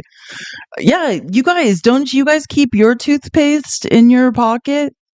And then you rub it onto your gums? I mean, yeah, that's how I brush my teeth. I don't know what you guys are doing. I keep my toothpaste just raw I just squirt it into my pocket of my khakis and then I rub it on my gums. Yeah, that's what I do. Welcome to the Republican Party, right? Welcome to the This is at a SpaceX launch. You can't, in broad daylight. So again, now I will call this next section, what are white straight male MAGA senators up to? Here comes Skeletor. So J.D. Vance didn't show up for a vote. He sort of passed it off as, look, I have more important things to do. I was interviewing. Remember? So Trump is screaming at the SpaceX launch, where are all the Republican senators? Judges are being forced through. 3 of them are with him, and J.D. Vance it also didn't show up. Candidates for FBI director, he tweeted this: I tend to think it's more important to get an FBI director who will dismantle the deep state than it is for Republicans to lose a vote 49-46 rather than 49-45. He later deleted that post, and then yesterday he showed up. Again, it begs the question, where have Republicans been? Why did it take the president-elect to say, hey, get your butts out there? Why didn't you do that before? Well, I think everybody's going to show up. Of course, we all, so most of us were here. Rick Scott just stumbling, having no idea what to say whatsoever. But I just want to show you guys, like, this next part, this is what I'm talking about them having plans, right? Whatever it is, I mean, they clearly, the Republicans in the Senate that support Trump have a plan. Question. Where do you stand on recess appointments? Mitch McConnell, it's reported, has said that there's not going to be any recess appointments. Oh, yeah. And I didn't talk to you guys about this on Monday. But Mitch McConnell, who's always behind the scenes opposing Trump, right? Tap the screen, guys. Keep tapping the screen. Is kind of doing similar. I mean, now Nancy Pelosi probably needs to take a 5 and stop. But when Hakeem Jeffries first became minority leader, it's like, she would say a lot of the things when Hakeem was trying to remain neutral that he didn't want to or couldn't say, and Nancy would sort of say it. Well, that's Mitch McConnell. Mitch McConnell came out and was like, if I was still in charge, I would never allow recess appointments. Oh, hold on, my puzzle piece.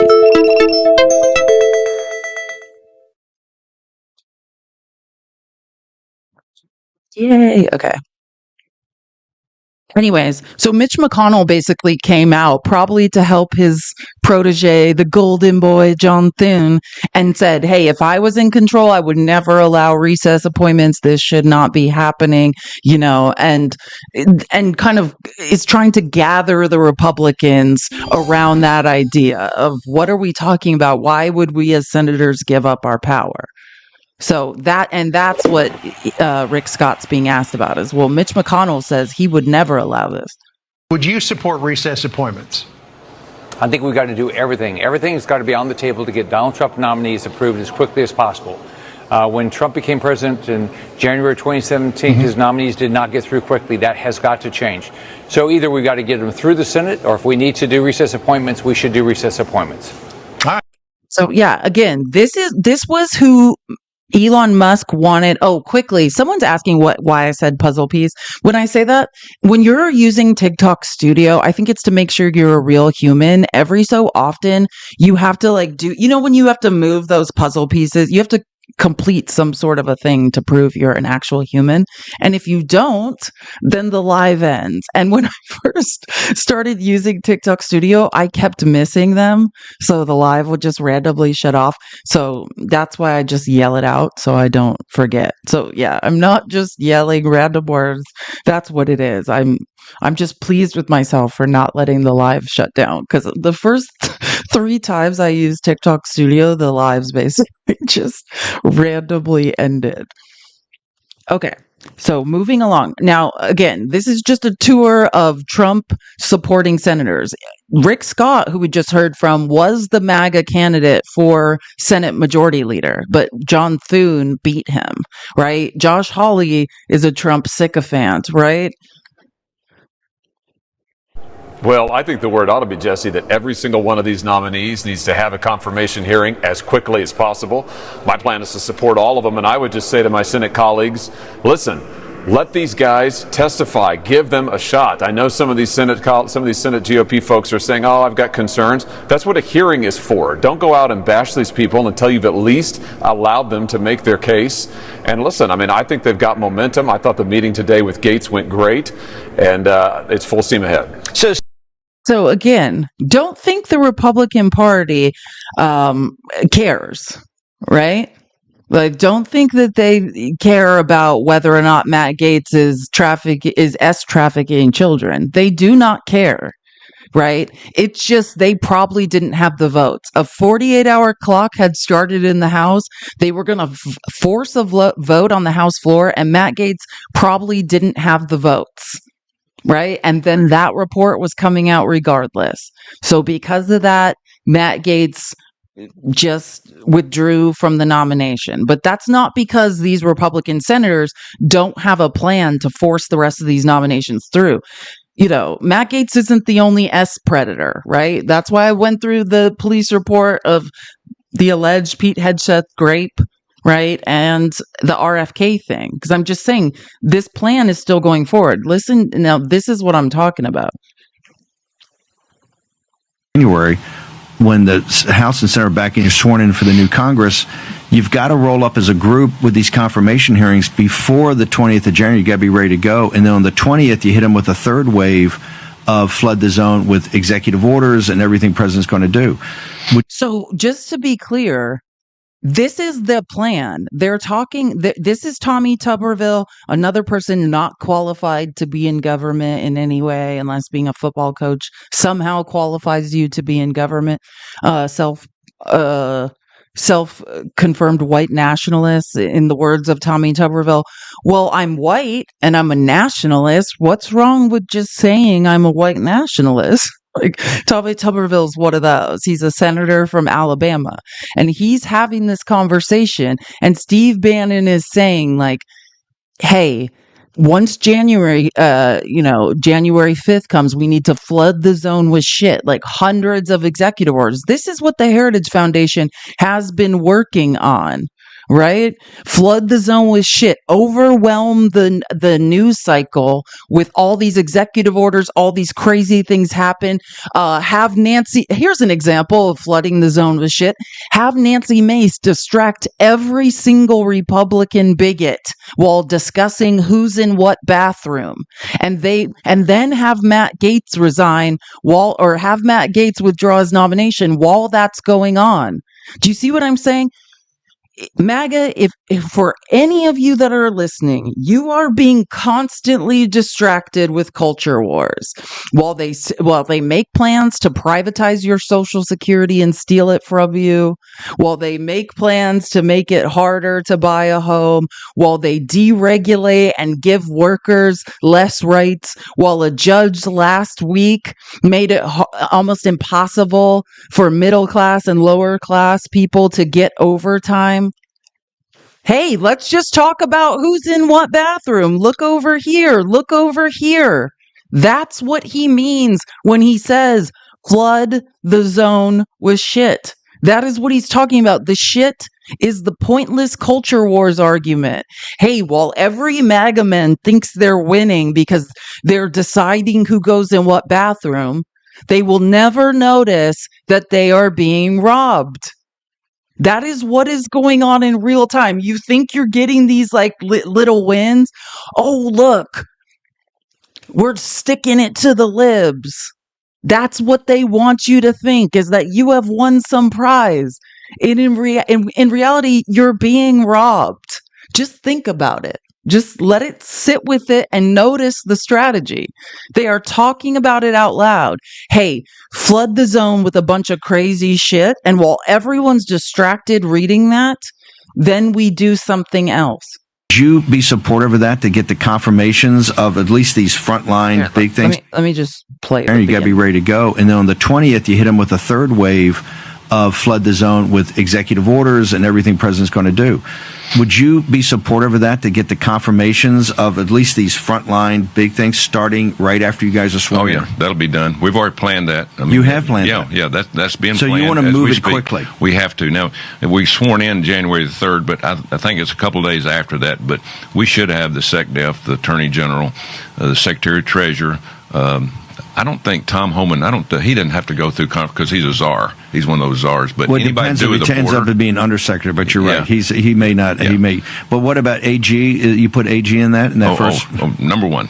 So you want to go all? You're saying, and you're right now. This is news. You guys are planning this on the 5th or 6th, sometime up front, January. Yeah, they're planning it. Now, let me give you an example of flooding the zone with shit. And I hope there are some MAGA men in here and you guys are learning something. Let me give you an example of what they use to sidetrack you with. So you don't notice they're making it harder for you to get overtime pay or deregulating something so you get less bathroom breaks breaks. They're breaking up labor unions, all the things that actually will affect your life you're not noticing. They're there to fully stop Donald Trump and hopefully take their plans to take the House in 2 years and impeach him, right? Yeah, when their plan was accelerated because they stole the election from President Trump, and they were able to get 4 years with a bedridden dementia patient, basically. At the end of the day, I hate to say that, but you're that's with what me. There's no doubt in your mind. Oh no. No doubt in your mind that the 2020 was stolen. Listen, I've been up here 4 years, and I saw him maybe 4 or 5 times in the Capitol, and somebody's got to hold his arm, and he shuffles his feet around. I'm thinking, this guy's making decisions about our country. You know, This was flooding the zone with shit. Joe Biden has been he recovered the best in the G7. Don't listen to the words. Don't listen to what people say about him. Look what he did. He turned our economy around, and they distracted you with this. This Joe Biden's incompetent. Joe Biden's in a basement somewhere. Obama is wearing Joe Biden's skin and running the country. This is flooding the airways with shit. And while you think you're in on something, you know some big secret, huge transfers of wealth are happening and you are being robbed. he's over there bird watching the last week in the Amazon, and we're shooting long-range missiles into Moscow. Are you kidding me? I mean, these people should be arrested for what they're doing. You agree that there should be, with total transparency and all that, investigations to see what's happened in the last 4 years of this criminal conspiracy, and particularly in things even like Ukraine, of what's going on? 100%. I mean, it's all about pointless. You know who's paid millions of a fake investigation that turned out to be Russian propaganda into impeaching Joe Biden? If there had been a shred of evidence, and believe me, I went over every page of those of the impeachment hearings, they had nothing on Joe Biden. They still have most of you believing they do, but that was a distraction. It's all a distraction, right? We know numbers. Don't listen to what they're saying, right? Fox News told you migrant crime wave. We know there's no correlation between immigration and crime. But while you guys are screaming about it, billionaires are robbing us. I know that. I know that for sure. Like, recognize the game. Recognize that they distract you with culture wars. They distract you about who's in what's bathroom. They distract you about, oh no, these brown people, they're taking everything. I guarantee you, we know who's taking everything, right? We know that the top 1% of people in this world have the majority of the wealth. We know where everything is. I promise you, it's not with the brown people.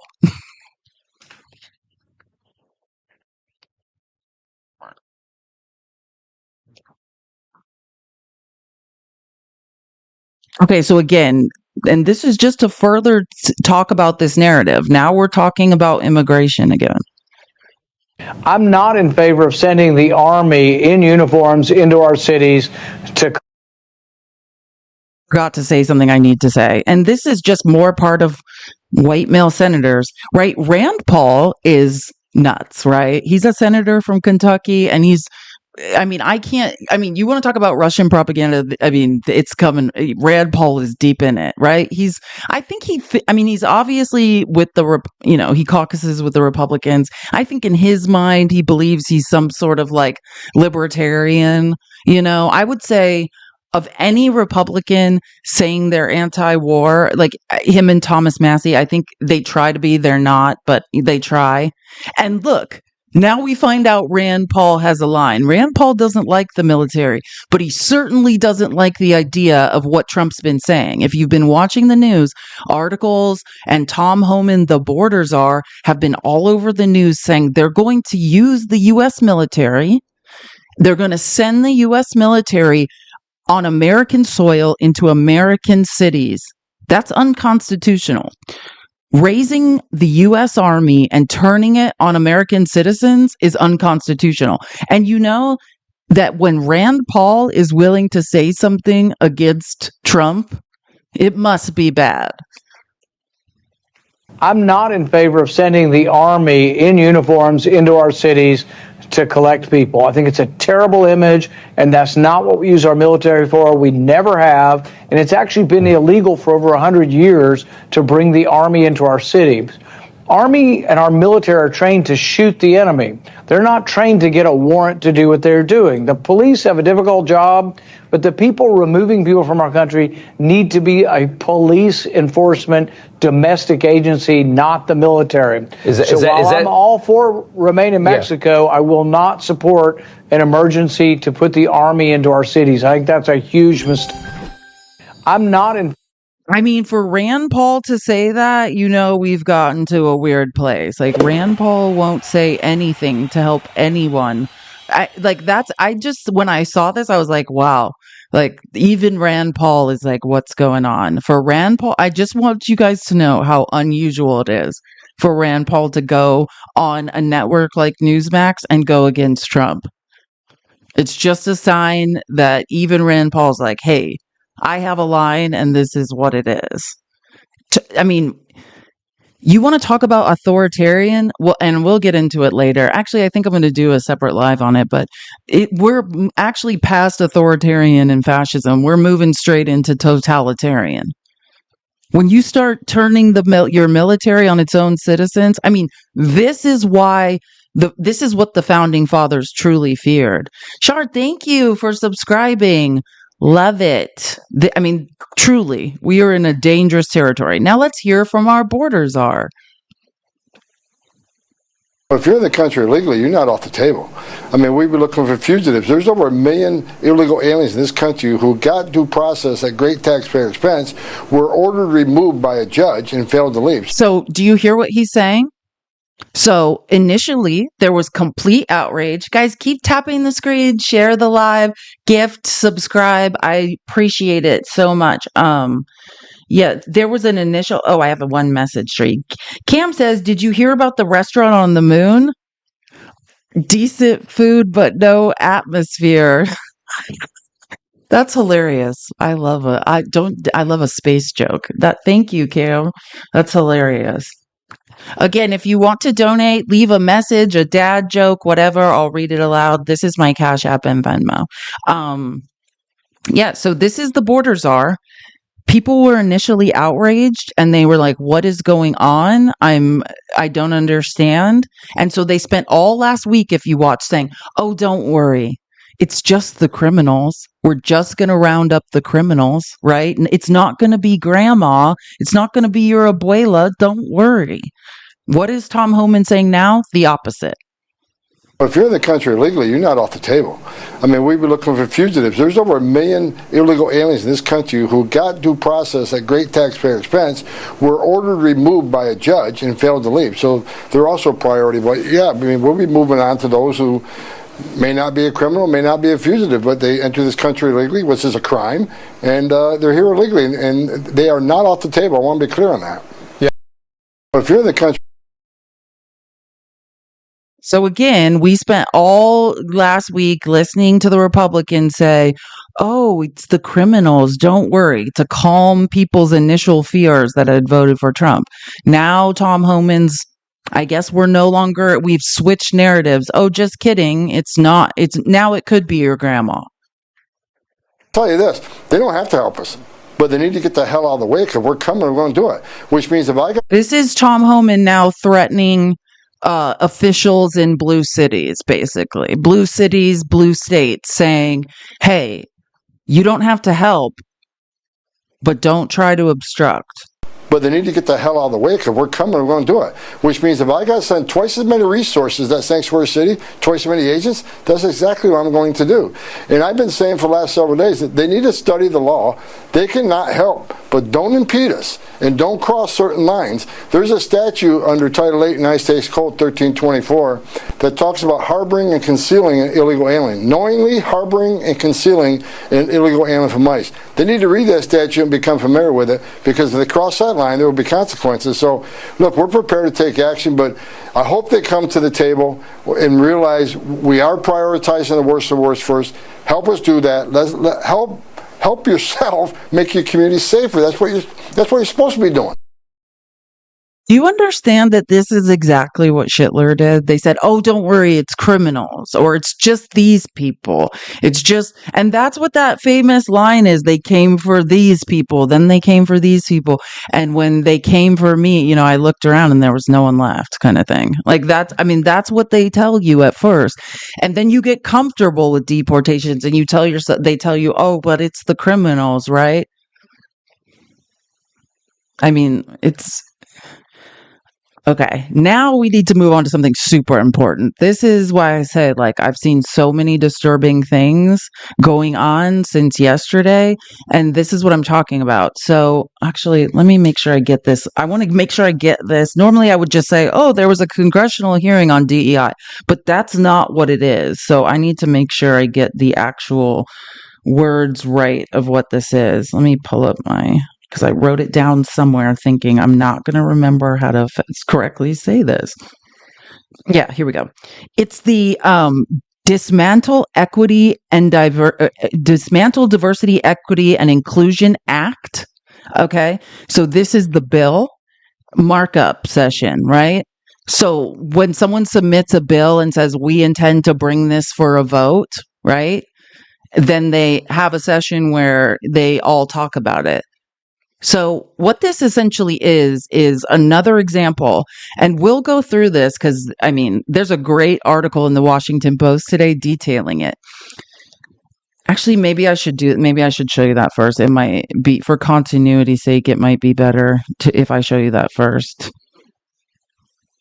Now that I think about it, yeah. Let me do this first because I think I need to really hammer this point home.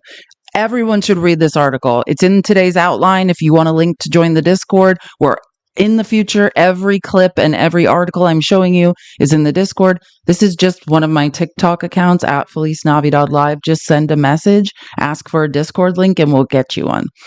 But again, this is a Washington Post article. You can look it up. It's called Trump Picks People Who Worked on Project 2025 Despite Distancing Themselves. I had to listen to either people lying or being unbelievably dumb. Or I suspect it's a combination of both. Saying Trump said he has no idea what Project 2025 is. He wants nothing to do with it. He's firing people that were part of Project 2025.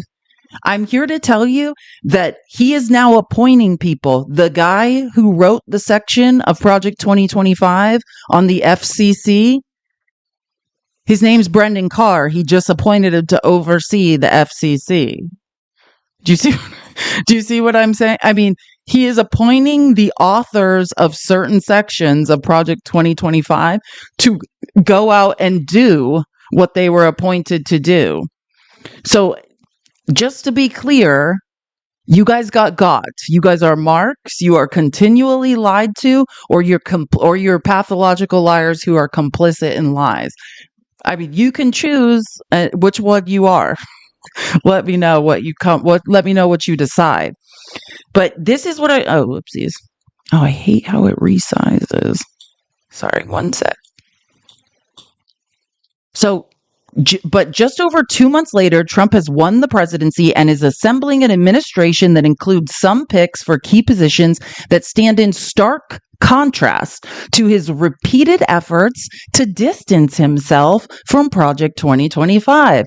The most striking example, and you've heard me say this man's name over and over and over, is Russ Vought, right? This is Christian nationalist Satan, whom Trump is leaning toward appointing to lead the White House Budget Office, the Office of Budget OMB, Management and Budget. That's what he did in 2016. Vought, who held the same role during Trump's first term, right, was an architect of Project 2025. I told you guys this yesterday. He wrote the chapter on consolidating power in the executive office. That Russ Vought, right? and currently was hired to oversee the construction of the Republican policy platform. That's 16 pages that has no policy, right? This is an architect of Project 2025, worked for Trump, led the Office of Management and Budget in 2016, oversaw the Republican policy platform in 2024, and is now about to get the same job, right? Trump has named at least 4 other nominees who are credited by name in Project 2025, but he knows nothing about it and he hates it, right, guys? You guys would believe anything, or you're complicit in a lie. I wonder if you would rather be complicit in a lie than be a mark. I'd be interested. I think next time I'm debating with Pickles, I'm going to start asking people that. A product of the Conservative Heritage Foundation, right? Tom Homan, the border czar. What part of Project 2025 do you think he wrote? I think you could use your brain and figure out. John Radcliffe, the new CIA director. Thanks for subscribing, Crystal. Appreciate it. Guys, if you haven't followed me, follow me. Also follow me on YouTube. A Girl Has No Name. I'm also streaming live on YouTube. I'm going to start pushing my show to other platforms as well.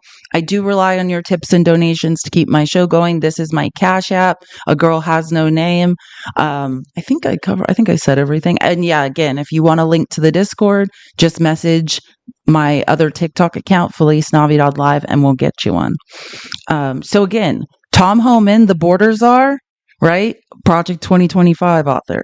Trump's pick for CIA director, John Ratcliffe, Project 2025 author. Brendan Carr, selection to lead the Federal Communications Commission and make the media's life a living hell. Project 2025 author. He specifically wrote the part on the FCC. And Pete Hoekstra, Trump's selection for ambassador to Canada. Project 2025 author, right? So again, Trump lied. You guys swallowed it like you love to do, and you got yet again. I have to sit here and then point out, let's say Stephen Miller, right? Who's going to be deputy. Why can't I think of what I'm saying? Deputy Chief of Staff. He runs one of the nonprofits, one of like the many nonprofits, right, that contributed to authoring Project 2025, American First Legal, right? He is in Project 2025 videos. Project 2025 training videos. Stephen Miller is, which we pointed out to you before the election, and you guys pretended that no one pointed out, right? Caroline Leavitt, right? The youngest ever press secretary, the 27-year-old blonde, right? She is in Project 2025 training videos. Everyone this man appointed is literally in a Project 2025 video. Oh, and JD Vance. Oh, okay, and that's actually the perfect segue. And then I'll go back to Russ Vogt, because that's much scarier, and I'll go back to Russ Vogt. But let's go back to this scary congressional hearing, because this is something we have to talk about. So the words I was saying again, and I took a pause to look up: dismantle the Diversity, Equity, and Inclusion Act. That's the name of the bill that they're marking up in this congressional session, in this hearing, right? What is that bill, though? Oh, I'll give you help. It came to them with a written forward by the Heritage Foundation. This was pre-written, already prepared. That's what the Heritage Foundation has been doing, is just writing stacks and stacks of legislation, right, that on day one they can just enact. And specifically, this is about Schedule F, right? Firing the civil service. And then I talked about this a lot, but how could you, right? If you believe that white males are being discriminated against, what could you do to stop that from happening? And one of the things that Project 2025 talks about is removing all mentions to race, gender, sex, and things of that nature, right, from all government documents. And that's what this is about. So they're having this very terrifying hearing yesterday. So I just want to make sure we understand because, and again, trigger warning, you're about to hear some disturbing things. Marcia, thank you for subscribing. I so appreciate it. To work at OMB often in this committee. I'm a former. Oh, and this is Representative Stansbury, Melanie Stansbury. She is so fabulous. And she's going to just explain what is going on and give more detail. Federal employee. I used to work at OMB. One of OMB's jobs is to help manage the. She's talking about the Office of Management and Budget. That's a very high up federal office. That's what Russ Vought is being tapped to lead again, what he was in charge of in 2016 and what it looks like he's going to be in charge of again. Federal workforce. They work very closely with OPM, and we deal a lot with, the regulations and the legal system around federal employment. And I really want to emphasize the comments that were made by the ranking member about how unusual this bill is. We just had a letter introduced into the record from the Heritage Foundation that is supporting this bill because of misguided efforts to essentially stoke segregation, division, and create a victim-oppressor narrative, essentially, is what this letter of... Imagine the Heritage Foundation. So a bunch of white males are accusing, right, the government, or let's say the Biden administration, of creating a victim-oppressor narrative. A victim oppressor narrative was created during the transatlantic slave trade, where you snatched African people from their homes, imprisoned them on ships, floated them across the Atlantic Ocean, and forced them through their blood, sweat, tears to build America off their backs. So just to be clear where the victim oppressor or oppressor victim narrative came from, that is where, and I could give you 8,000 more examples of other people that have been oppressed and victimized in America, or have oppressed people and or victimized people, but that's where that comes from. Support says, but what is particularly peculiar about this massive bill that's been introduced, and I want to note that the co-sponsor of this bill, or this primary sponsor of this bill in the Senate, is Mr. J.D. Vance, our vice president-elect, is it literally, as the title says, is about dismantling diversity, equity, and inclusion programs. Did you hear that? J.D. Vance, the vice president, owned by Peter Thiel, South African billionaire, right?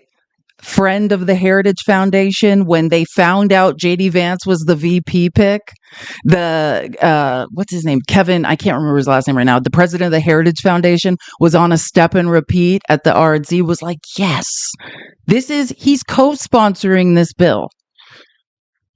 In the federal government, it revokes executive orders, it amends the Civil Rights Act, and it amends other parts of the federal code that protect our federal employees. And then it has this peculiar section. They are amending the Civil Rights Act That the ranking member talked about, which is actually essentially creating lists of federal employees and contractors that would never be eligible to work for the federal government again. Now, we have a word for that in common parlance. We call it blacklisting. And blacklisting comes from the 1950s. Does anyone remember in the comments? This is the teacher in me. What is it called? What did we do in the 50s when we started blacklisting people, making lists of people who were unemployable, who needed to be deported? It was called McCarthyism. Thank you, Jamie Kathleen. Red Scare. That's another good name for it, right? If you read the congressional record in the 50s, 60s, 70s, every other word is communism. Now, let me give you a hint where that came from. Who else, when they started rounding people up, started by accusing people of being communists, Marxists, and socialists. And they were the first people who were rounded up. I'll give you one guess. Schindler.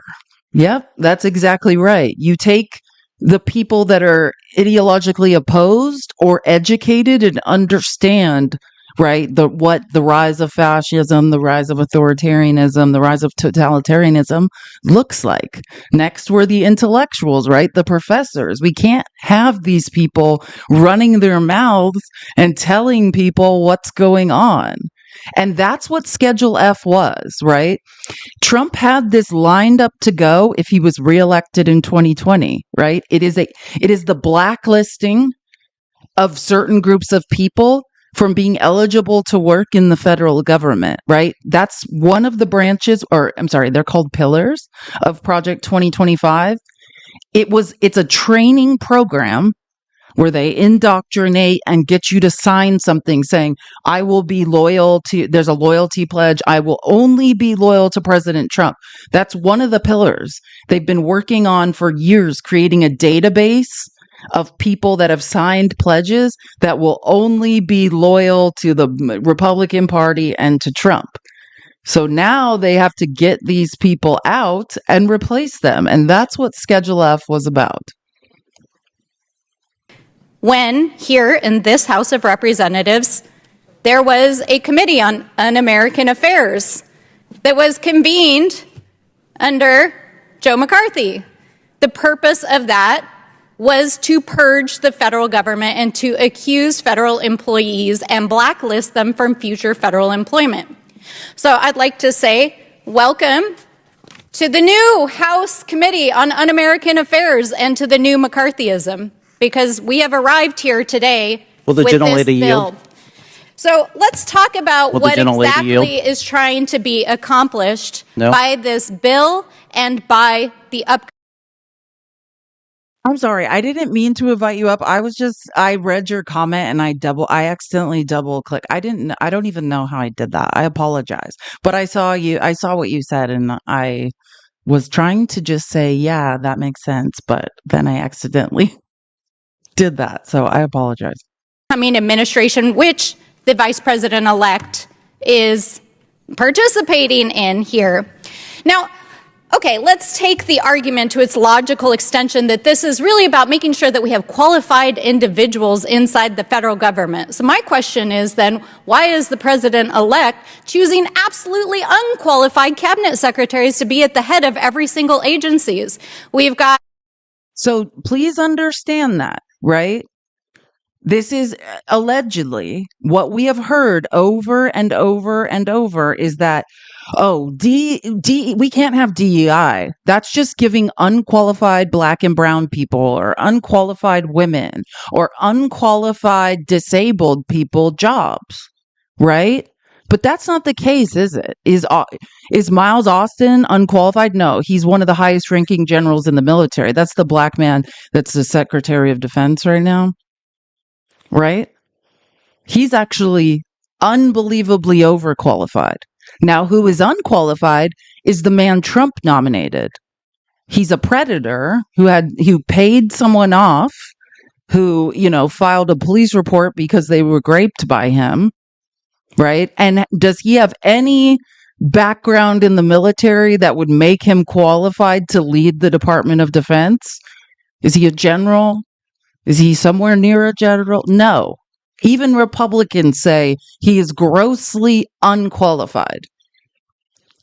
So again, diversity, equity, inclusion is about giving qualified people who meet and exceed the requirements an opportunity that cronyism doesn't give them, right? Because all I see in Trump's cabinet picks are white men failing up. Unqualified people being offered jobs. So that's what Melanie Stansbury is beautifully pointing out, that we have unqualified people, right? But meanwhile, we had to listen to Charlie Kirk say, when I get on a plane and I see that a pilot is Black, I immediately want to get off, or I don't want to be on the plane anymore. That has nothing to do with what's going on in DEI, right? DEI are qualified people who, because of institutional systemic bigotry, don't have opportunities right, that are afforded to people otherwise. Oopsies. Trump has chosen a band of unqualified people. And I'm waiting to hear MAGA point that out and say, well, we're so concerned with getting qualified people, right? Like, I thought that's what you guys cared about. So you guys should be the loudest people saying, no, you need to bring somebody in to run these agencies who's qualified to do that. Now a worldwide wrestling executive who's going to run education. We've got a sexual predator who was a... And just a note about Linda McMahon, WWE executive who's going to run the Department of Education. She also lied about having an education degree. That's an article I just recently read. Like, she was tapped to, it wasn't like a federal position, but like in her state, be on some board that had to do with education. And she basically lied and said she had an education degree and then resigned after. Out to have a bipartisan report released by the House of Representatives to be our AG. We've got a Fox News commentator who's going to run the military for us. So if my colleagues across the aisle want to talk about qualifications, they want to talk about efficiency, they want to talk about the federal workforce, then let's talk about it, because you're talking about putting into place leadership in these federal agencies who are absolutely unqualified, who are dangerous, and know nothing about the agencies that they're about to be appointed to lead. So this is not about qualifications. This is not about having a qualified federal workforce. This is about laying the ground for the purge that they plan on January 20th and in the days afterwards. And we know that because the very organization for whom the chairman just submitted this letter of support is the Heritage Foundation, who wrote Project 2025, which gave us the blueprint for the purge itself and what they are planning inside every single one of these agencies. So we need to be clear-eyed about what this actually is and about what is trying to be accomplished, and why 4 weeks before we're about to adjourn for the holidays, the Republicans are bringing this bill to a markup without an actual hearing. This is modern McCarthyism. They are preparing for a purge. They are going after members of the federal government who are advancing because they are people of color, women, LGBTQ+, other members of our community who have been excluded systematically from participating in federal service and leadership positions, and then they're going to put their own unqualified loyalists in there to take out our federal workforce. That is what this bill is about. It's about creating a statutory framework to do that, and we're going to fight. Well said. And I saw someone in the comments say, is it true Margarine has her GED? No, that's Bober. I will say this about Margarine, because you know me, I got my beer money in college by being a researcher. So no, Margarine has a master's degree. She has an MBA. She went to B school. Her parents owned like a construction company, which I think she might now own. So, and she went to the University of Georgia. Go Dogs. No, it's all, yeah. So that's what I'm saying. I know. It shocked me too. Now let's listen to our girl, Jasmine Crockett, just bring the house down at this hearing. This hearing was, I suggest everyone should watch this. Pop a bowl of popcorn and watch this hearing. Let me tell you, the reason that my colleagues wanted to make sure you understood the same Black history that your side of the aisle wants to delete out of classrooms is because you can then misuse words like oppression. There has been no oppression for the white man in this country. You tell me which white men were dragged out of their homes. You tell me which one of them got dragged all the way across an ocean and told that you are going to go and work. We are going to steal your wives. We are going to rape your wives. That didn't happen. That is oppression. We didn't ask to be here. We're not the same migrants. that y'all constantly come up against. We didn't run away from home. We were stolen. So yeah, we are going to sit here and be offended when you want to sit here and act like, and don't let it escape you that it is white men on this side of the aisle telling us, people of color on this side of the aisle, that y'all are the ones being oppressed, that y'all are the ones that are being harmed.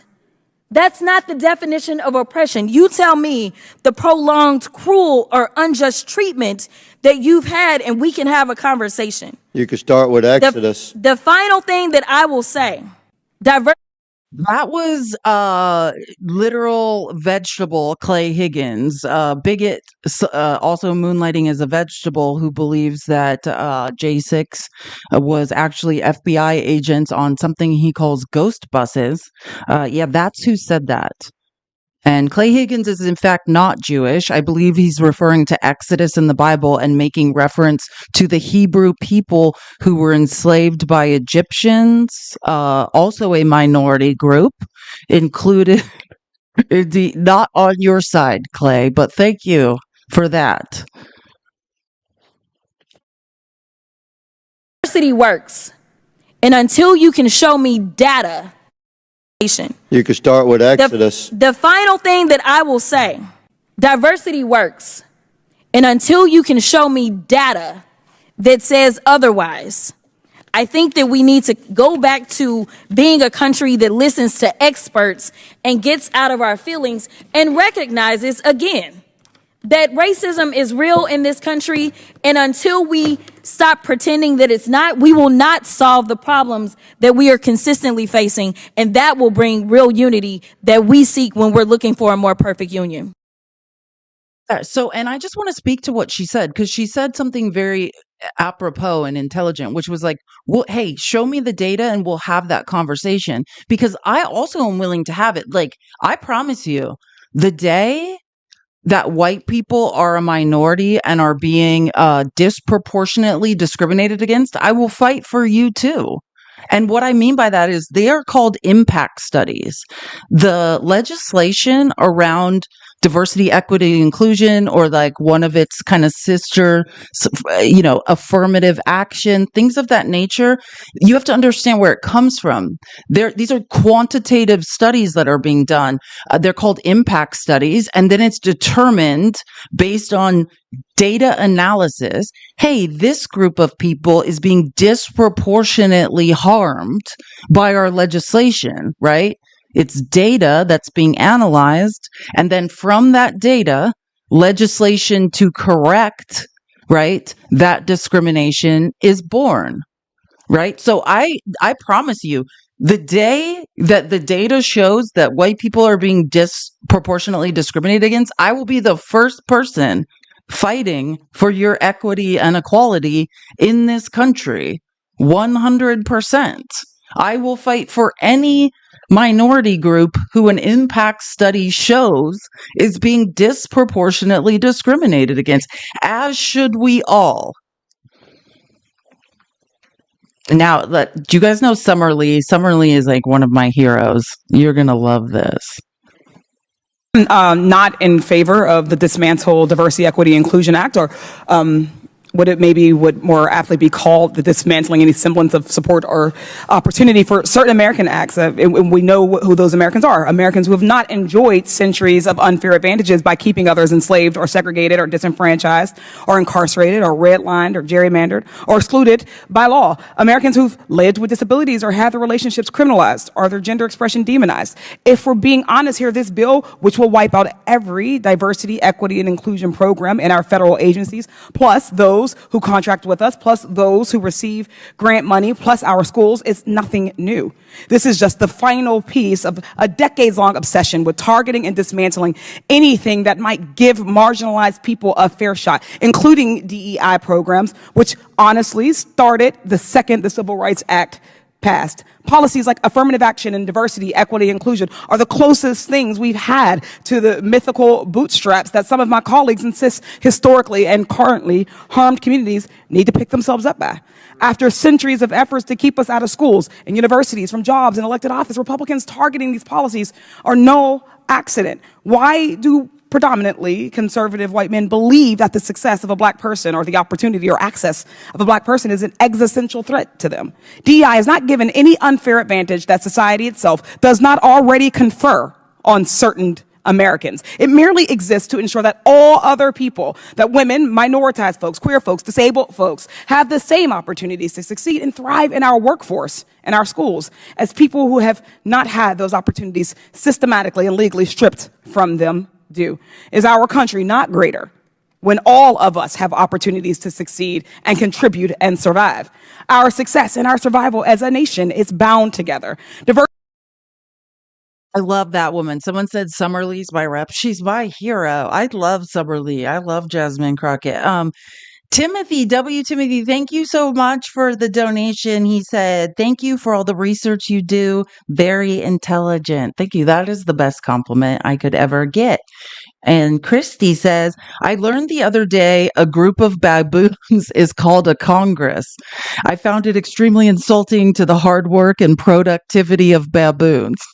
And this I'm screenshotting because this might have made my day. I think I might blow this up and frame it. And like, I was thinking I need stuff on the walls. I'm just gonna read that again because it's so perfect. Did you know a group of a bunch of crows are called a murder? I love to find out what groups of animals are called. That's one of my like actual pastimes. So this is amazing. I learned the other day a group of baboons is called a Congress. I found it extremely insulting to the hard work and productivity of baboons. Yeah, exactly. We apologize, baboons.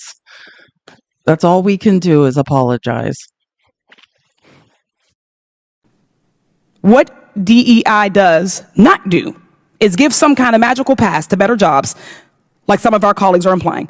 That middle word, equity, does not mean more than or better than. It means treating people fairly and impartially. It means working to fix generational and systemic discrimination to the betterment of all of us and all of our institutions. But instead, Republicans are trying to bastardize the term DEI to be a slur. When Justice Ketanji Brown Jackson was up for confirmation and when Vice President Harris was added to the ticket, they called them DEI hires. They want you to believe that a Harvard graduate with over 20 years of experience, who happens to be a black woman, is not qualified, but a Fox News personality is qualified to run the Department of Defense, and the WWE executive is qualified to run the Department of Education. Let's be real. There is an attempt to create a direct correlation between our race, being a black person, and our qualifications. So much as to say that there is no way to be a black woman. There is no resume that a black person could have that would qualify them unless that black person is a Republican. And there is a quota there.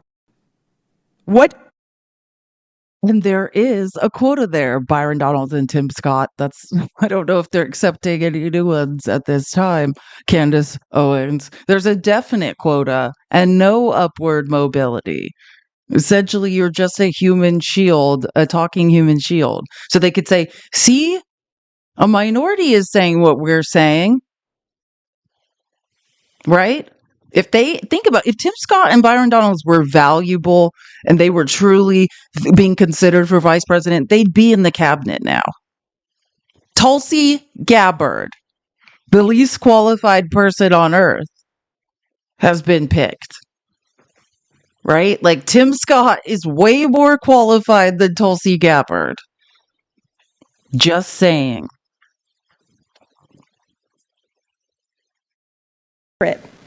In the Michigan legislature, Chairman Comer, a man, was a minority witness in the Michigan House and used the N-word in such a derogatory word.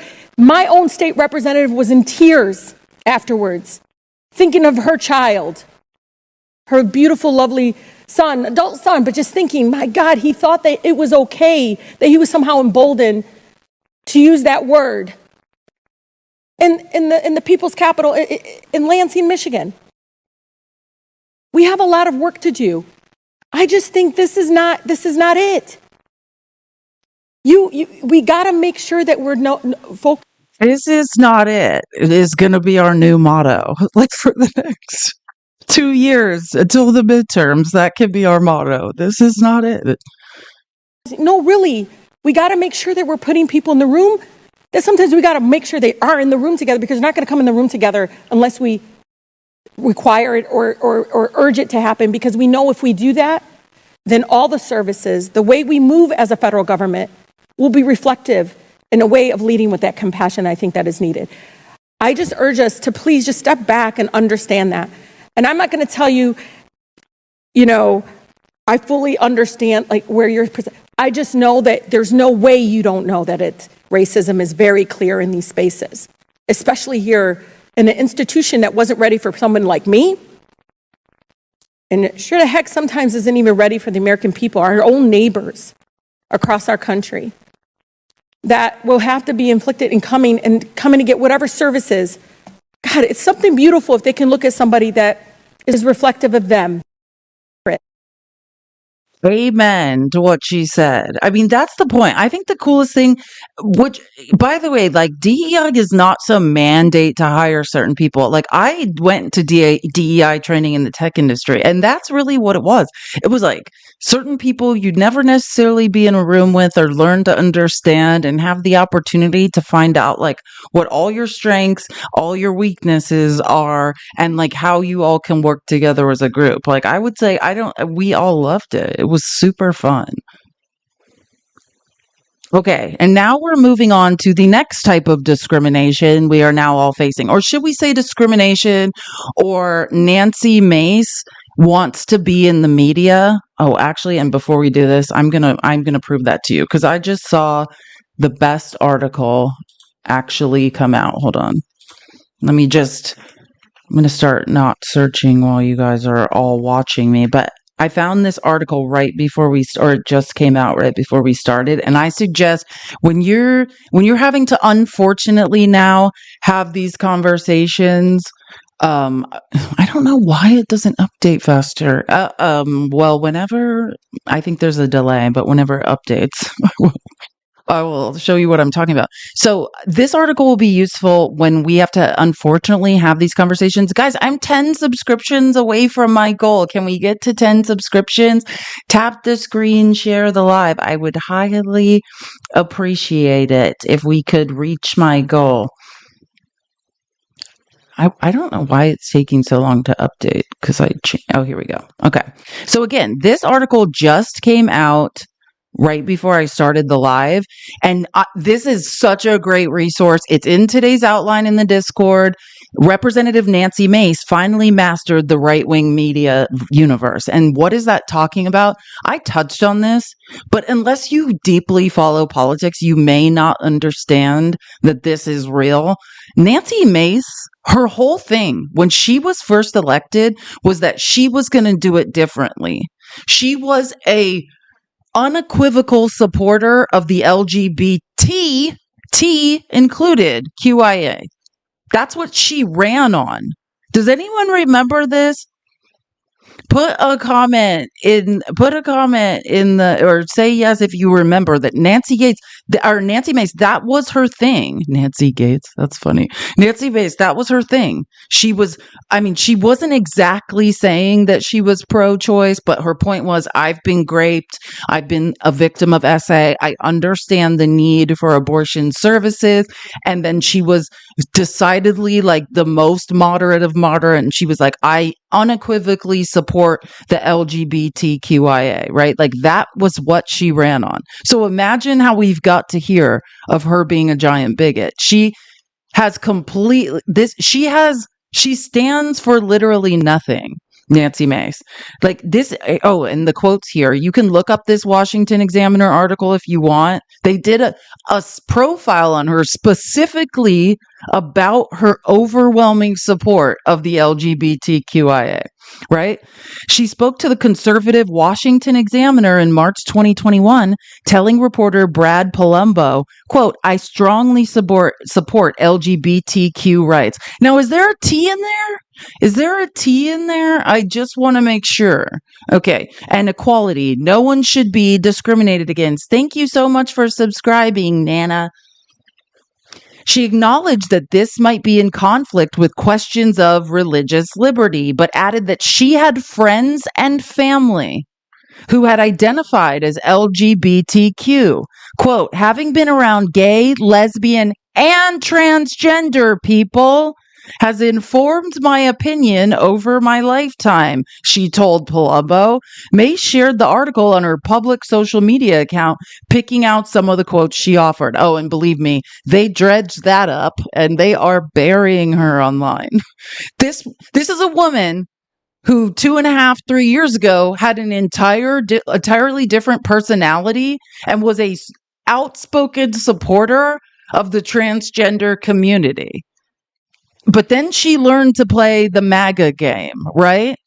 And she just realizes, hey, I will create controversy. I will use culture wars to try to win in the MAGAverse. And why? I don't know if anyone remembers this, but because she was almost primaried, right? What happened to her was she realized, oh, they're going to throw me out or I can become like them, right? The same way these threats are happening now in the Trumpverse. Hey, either you change or either you agree with us or we will use Elon Musk's well-funded super PAC to primary you. That happened to Nancy Mace in 2022, and she decided to change. Look, it says, I strongly support LGBTQIA. I don't know why I can't make that. There we go. I strongly support LGBTQ rights. No one should be discriminated against. Religious liberty, gay rights, and transgender equality can all coexist. I'm also a constitutionalist. Which that's ideologically opposed, but she's not smart enough to grasp that. We have to ensure anti-discrimination laws don't violate religious freedom. She just says words, but I just want to be clear. Nancy Mace used to be a whole other person. Trump threatened to primary her, and then she had a lobotomy and took on an entire new set of beliefs. So just know, Nancy Mace isn't doing any of this because she really believes it. She's a complete sellout. She deserves no respect. Like, legit none. So, I mean, let's just be painfully clear on that. So now we can start the section of Nancy Mace being a bigot. And I wanted to start with, we should actually hear from Sarah McBride, right? And she's amazing. This is our first trans woman elected to Congress from the state of Delaware, right? And imagine what she is going through right now. 24 hours a day news cycle. She is just, I don't know if I could get out of bed, right? And what she has said from day one, because I watched her campaign, I know what Sarah McBride ran on. First of all, Nancy Mace is mad because Sarah McBride is 10 times as good looking as her. Like, truly, Nancy Mace, I think you are quite insecure and upset. And that's really what I first and foremost think is going on. But mainly because she almost got primaried into becoming MAGA, right? And Sarah McBride has never once, I keep hearing people on Fox News and Newsmax saying, oh, she just got elected because she's a trans woman. She absolutely did not. This woman is a genius who ran on everything but that. All I ever heard Sarah McBride talking about was, this is what my constituents want, right? They want higher wages. They want cheaper groceries. That's all this woman talks about. And she's being put through absolute hell. And this was what she said. Look, this is a weird and bizarre obsession with trans people on the part of the Republican Party. And I agree with Republican governors. Think about it, though. Remember, it's not weird. I mean, it's weird. They are weird. But the point is the distraction, right? And she beautifully points this out. The point is, hey, focus on, you guys, attack trans people, worry about trans people, right? If they wanted to protect women, they wouldn't have elected someone who attacks women and was found liable of it, right? If they wanted to protect women, right, then they wouldn't be allowing Trump to appoint a band of other people to cabinet positions who have attacked women, allegedly, right? Think about it. They don't care about protecting women. This is a distraction while we're all robbed by billionaires. Who, when presented with the spate of anti-LGBTQ bills passed in state legislatures across the country, said these are solutions in search of a problem. And that's what we have to be crystal clear about moving forward. Because whenever you see a politician or a political party focus in on an issue that impacts a handful of people in a handful of places, you have to ask yourself why.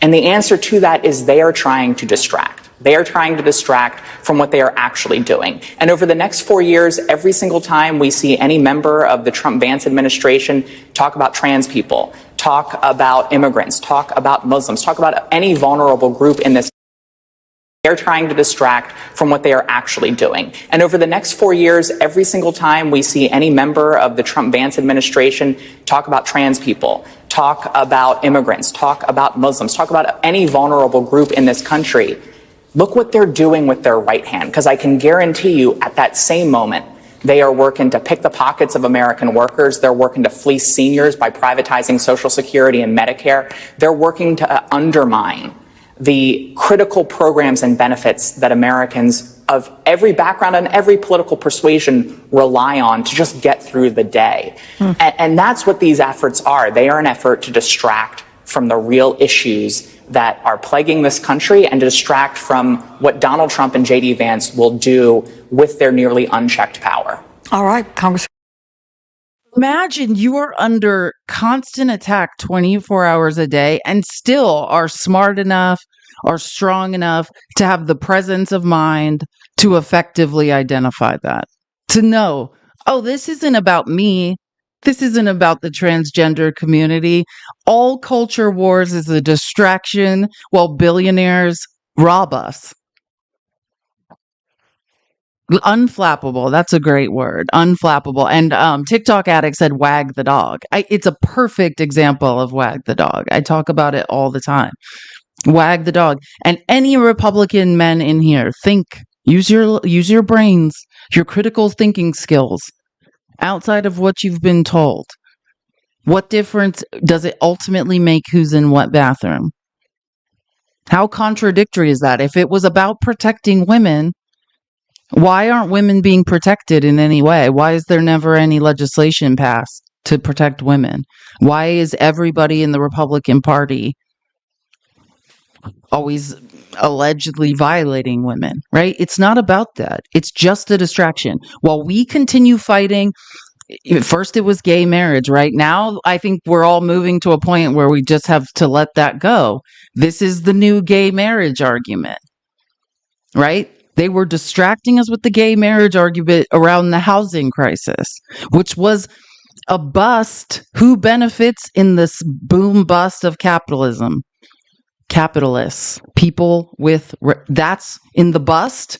That's when the transfers of wealth happen. That's when the trickle up happens. The economy always crashes in capitalism. That's the point. That's when the rich get richer. They do not care about this. They just are distracting us. We are all on the same team. It doesn't matter who we voted for. We're all in the same boat, being robbed by the same people. Wake up. Now, and I wanted to point this out. This is her actual statement. It's so weird when I take this, it doesn't have the black borders. I don't understand. Hopefully, maybe when I restart my computer, that will stop. Okay, so this is her statement, right? Sarah McBride's being attacked 24 hours a day. And she says it perfectly, right? Does she take the bait and say, I'm being bullied? No. She just says, I'm not here to fight about bathrooms.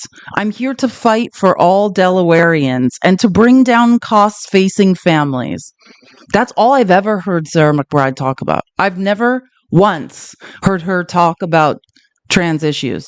I mean, me personally, I think I've watched a lot of her speeches. I've never heard her mention it. The only thing I ever hear her speaking about is bringing down the cost of living for families in different ways, right? Like all members, I will follow the rules as outlined by Speaker Johnson, even if I disagree with them.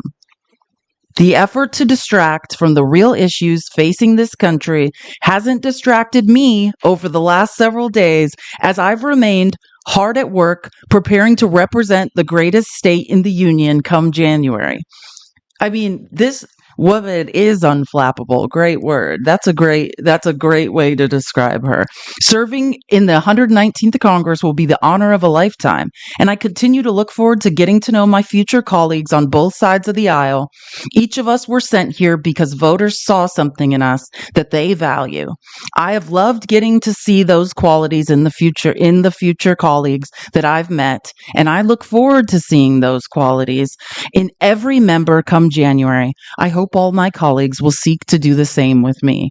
I mean, what a class act. Thank you for subscribing, Marcus and Kelly. Thank you so much.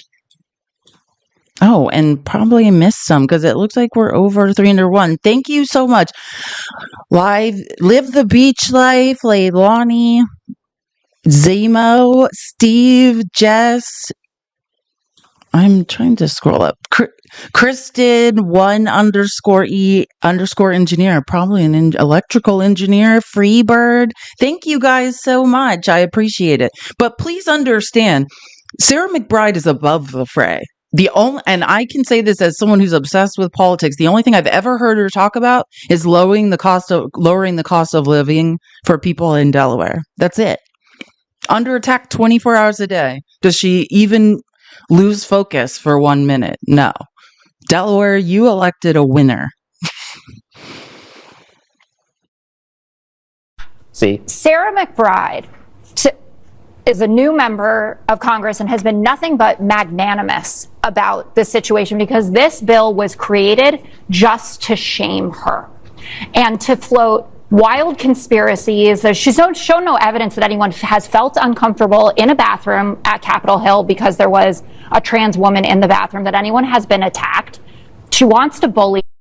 Hold on, Jessica, our leftist angel, Jessica Tarlov, got it wrong. Someone has been attacked in a bathroom on Capitol Hill because Margarine accosted Lauren Boebert. So I only say that to point out, if they're worried about people being safe in bathrooms, then Margarine needs to not be in bathrooms. She's the one cornering people in bathrooms and making people unsafe. Yeah, you forgot about that. I didn't. It's very ironic that I have to hear Republican women saying I'm not safe in the bathroom when we do have a Republican woman who is accosting people in bathrooms. Margarine needs to be in her own bathroom. That's part of the reason. That's one of the main reasons she was voted out of the Free Dumb Caucus. Because Lauren, and then it was that, and then, what did she call her, a bitch or something on the congressional floor? She was like yelling at her. That's why, because she wouldn't stop accosting Lauren Boebert. So if we're worried about whether or not women are safe, we know we have someone who's making women unsafe. And shocker, it's not Sarah McBride. She wants to demean, and she wants to raise false flags about an issue. And you think back to the North Carolina bathroom bill, which completely exploded in Republicans' faces. This is not what they're talking about. They don't think that your kid is going to go to school and come home with different genitalia. They do. Amen. It's ridiculous. Now, trigger warning. I'm just showing you what they were talking about yesterday on the 5, but for Judge Boxo Wine, this is probably her lowest moment.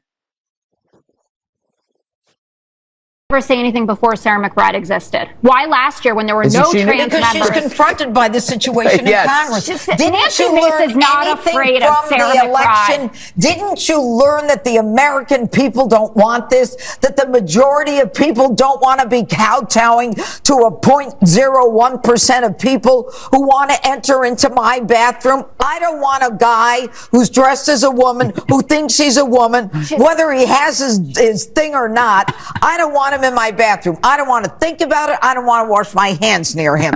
I don't want him in there. You know what? Get your own freaking bathroom. Go in your own unisex. Go in your own unisex bathroom. She has her own bathroom. Wait a minute. All members of Congress have their own bathroom. But you know what? Good for Nancy Mace. Nancy Mace is doubling down and saying on all federal properties. And by the way, never say anything before Sarah McBride.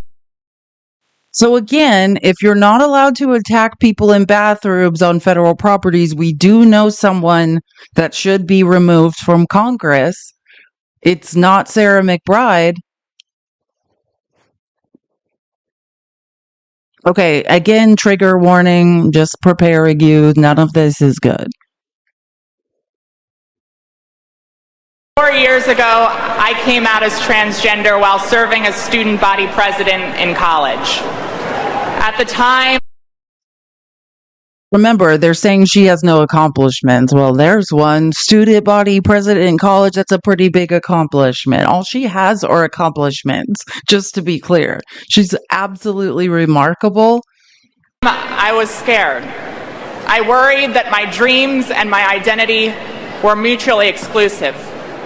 Since then, though, I've seen that change is possible. I witnessed history interning at the White House and helping my home state of Delaware pass protections for transgender people.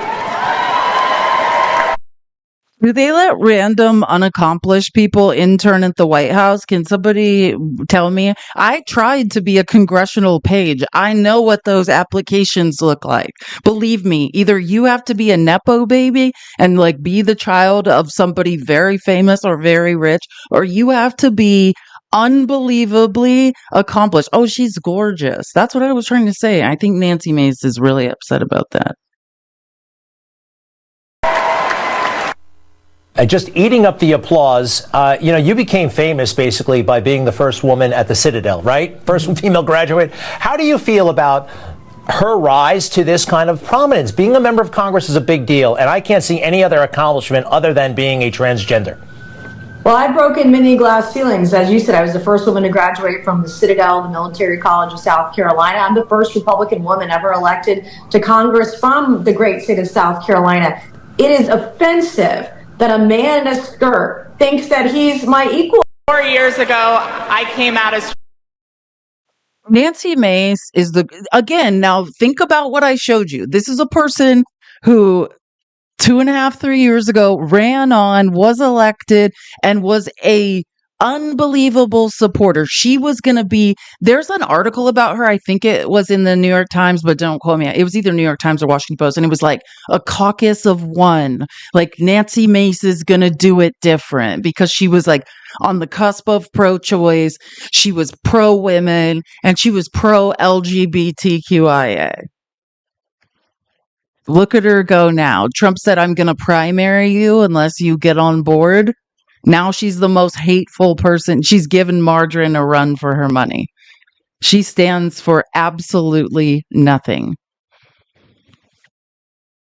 Women are winning tonight because Speaker Johnson has vowed in his speaker policy over the House to protect women. This is a big deal. It's important, but we can't stop there. This is only the start of a movement that needs to happen nationwide. Women are winning tonight. Yeah, think about it. Now, I wonder who told Nancy Mace to do this. Maybe the Republicans who are planning to do a bunch of really shady stuff that's going to hurt middle and lower class people. And while they're doing that, this nationwide push to discriminate against the transgender community could be an amazing distraction, right? And a win to say, see, you guys got something. We gave you something. That's what this is. They're setting this up to be the thing. Please understand, we talked about this a little yesterday, but they spent between $200 and $300 million in swing states on ads, running ads against the transgender community. There was nothing else being discussed in swing states but these ads. And it said, Trump or Kamala is for they, them. Trump is for you. I'll never forget that sound. It came literally every commercial. Kamala is for they, them. Trump is for you. And it worked. And think about it, as someone who works in advertising, that was so effective and it worked, and now it is emblazoned into people's mind. We have reverse engineered this into people's minds, that this is all that matters to them. They have been programmed to believe that this is the fight of their lives, all while being robbed. Like, that's what you have to explain to people. Don't try to stay as unemotional as possible and explain to them that they're being robbed. We are all being robbed in real time. Thank you for the crown, Bobby. You're the best. It's sick. It's twisted. And here you showed that clip. The left celebrating mental illness. That's what they're doing. And it's crazy. And that's why, one of the many reasons that Kamala lost this election, they haven't Celebrating mental illness. So here's the thing. Self-actualizing is not mental illness. Self-determination, these used to be American values. The idea that each person gets to determine who they are is not mental illness, right? But I will tell you, one of the more disturbing things I ever heard laid out was at like 2 years ago at the NRA convention, when they were talking about the plan for Republican policy and how they were going to protect 2A. And it was a very detailed plan that involved bringing back mental institutions or work camps, right? Farms, as they said, people need to be outdoors, that sort of thing. And saying that the way to protect 2A is by accusing people of mental illness, right? I mean, this is what they said, and then institutionalizing them. And Ron DeSantis, when he spoke, right, piggybacks off that and mentions the same thing as far as the LGBTQIA, right? I mean, this has long been in the works. Read Project 2025. That is what it's talking about. The nuclear family is a man, a woman, and children. That's why they do not like IVF. That's their way from stopping same-sex couples of having children. If IVF is gone, I mean, these are the really extreme ones. That's why Project 2025 is against IVF. That's what it's about. Project 2025 explicitly states same-sex couples aren't parents. They want to rehome those children in acceptable nuclear families. Oh, and this is just exactly what I showed you before. I had taken a screenshot before the article came out that was detailing Nancy Mace's grossness. And this is what I want to show you, because I kept telling you, Nancy Mace used to have a whole other set of beliefs. She was staunchly, emphatically pro-LGBTQ, right? And why did she stop? It's because of this.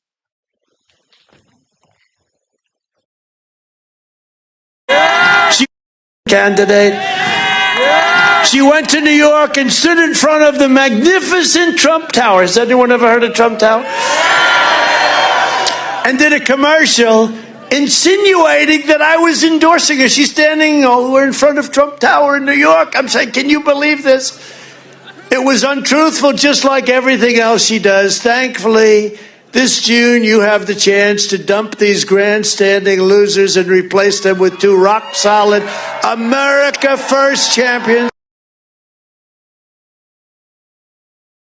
I couldn't find, I was looking for the other one. So what he's talking about is, because Nancy Mace was not echoing like the MAGA values, and she was trying to do this, I'm a caucus of one, the most moderate Republican, my constituents elected me because I'm almost pro-choice, because I'm pro-women, because I'm pro-LGBTQ, and then the rumbling started of, oh, okay, you're not going to get on board with us. We're going to primary you, right?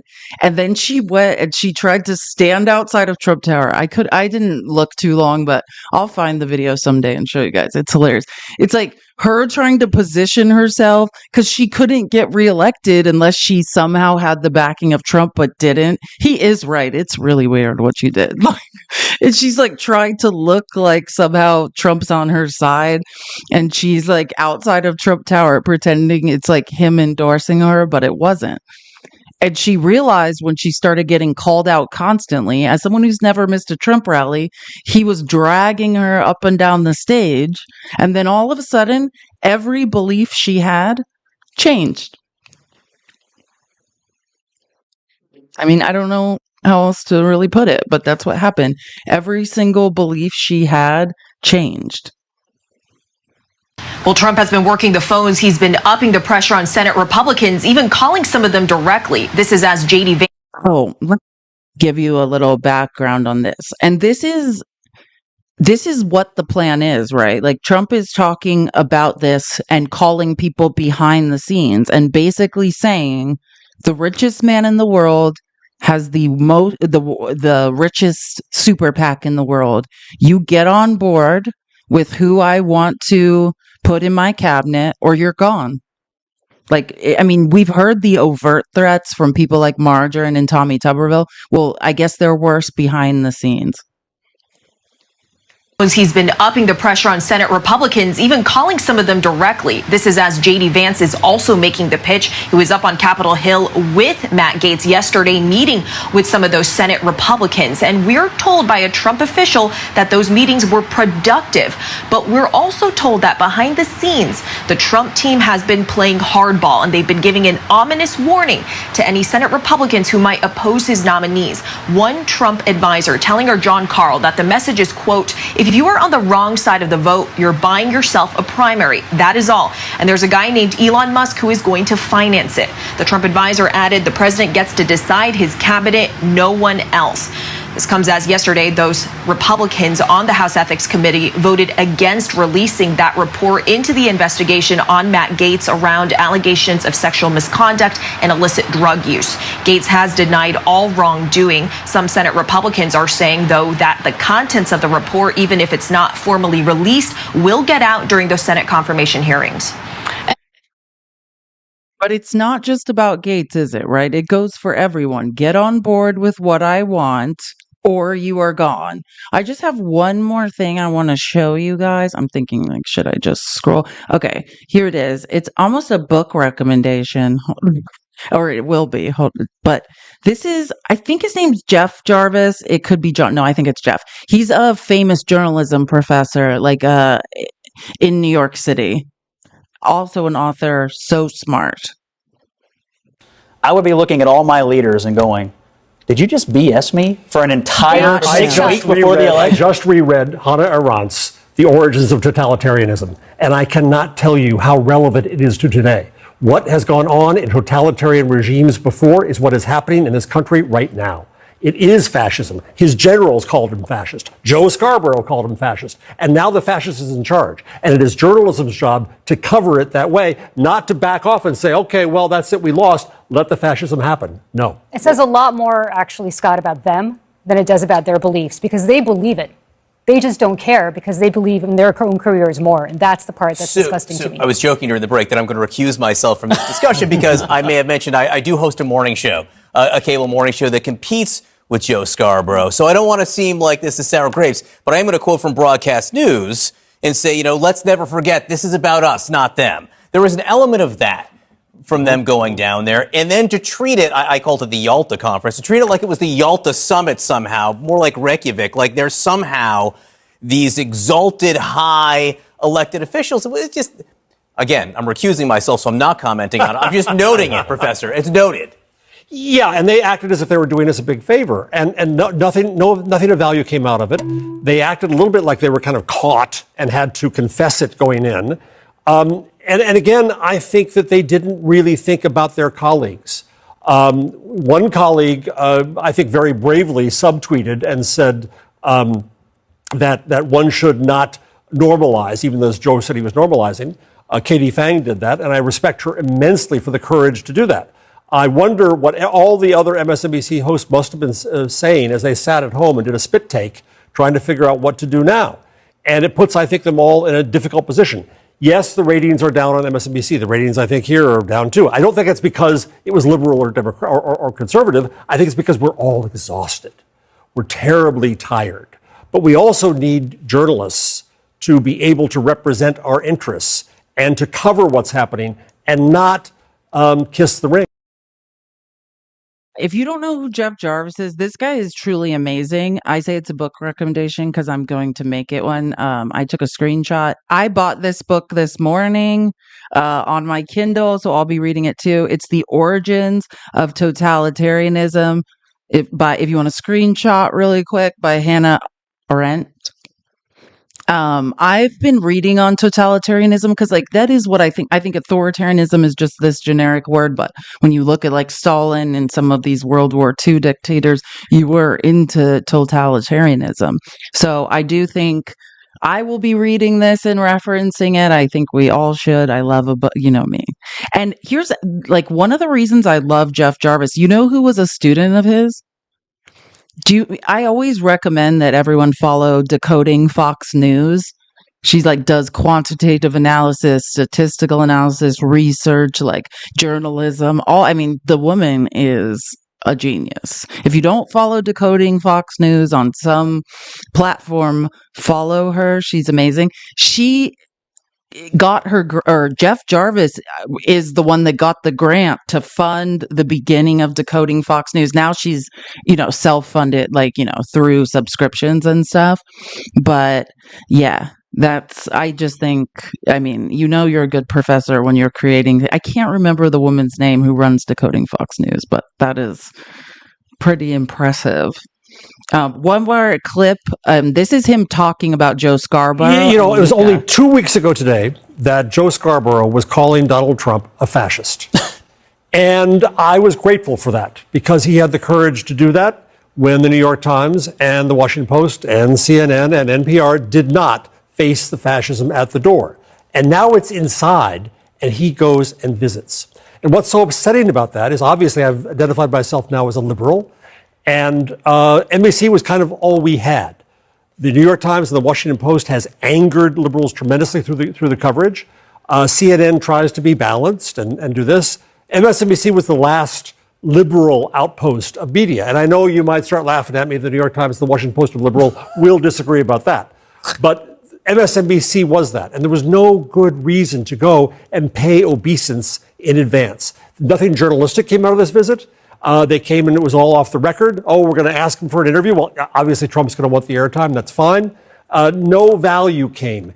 And they went on bended knee. And it was, I think, in the end, a betrayal of the staff at MSNBC who do still criticize Donald Trump, who now feel that they are in some jeopardy because of that, because he has threatened the press. And so I think that it was a bad moment for Joe and Mika. And I'm going to think that MSNBC for me starts. It was only. Says at the end, I think I accidentally cut it off, but he says, I think MSNBC now starts for me at 4 p.m. I think is what he said. But I think he's right. And I'll leave you with this last clip because I just want to show you we are in a comedy of errors and I think it's super absurd. But, oh wait, did I put it on here? Let me see. Hold on.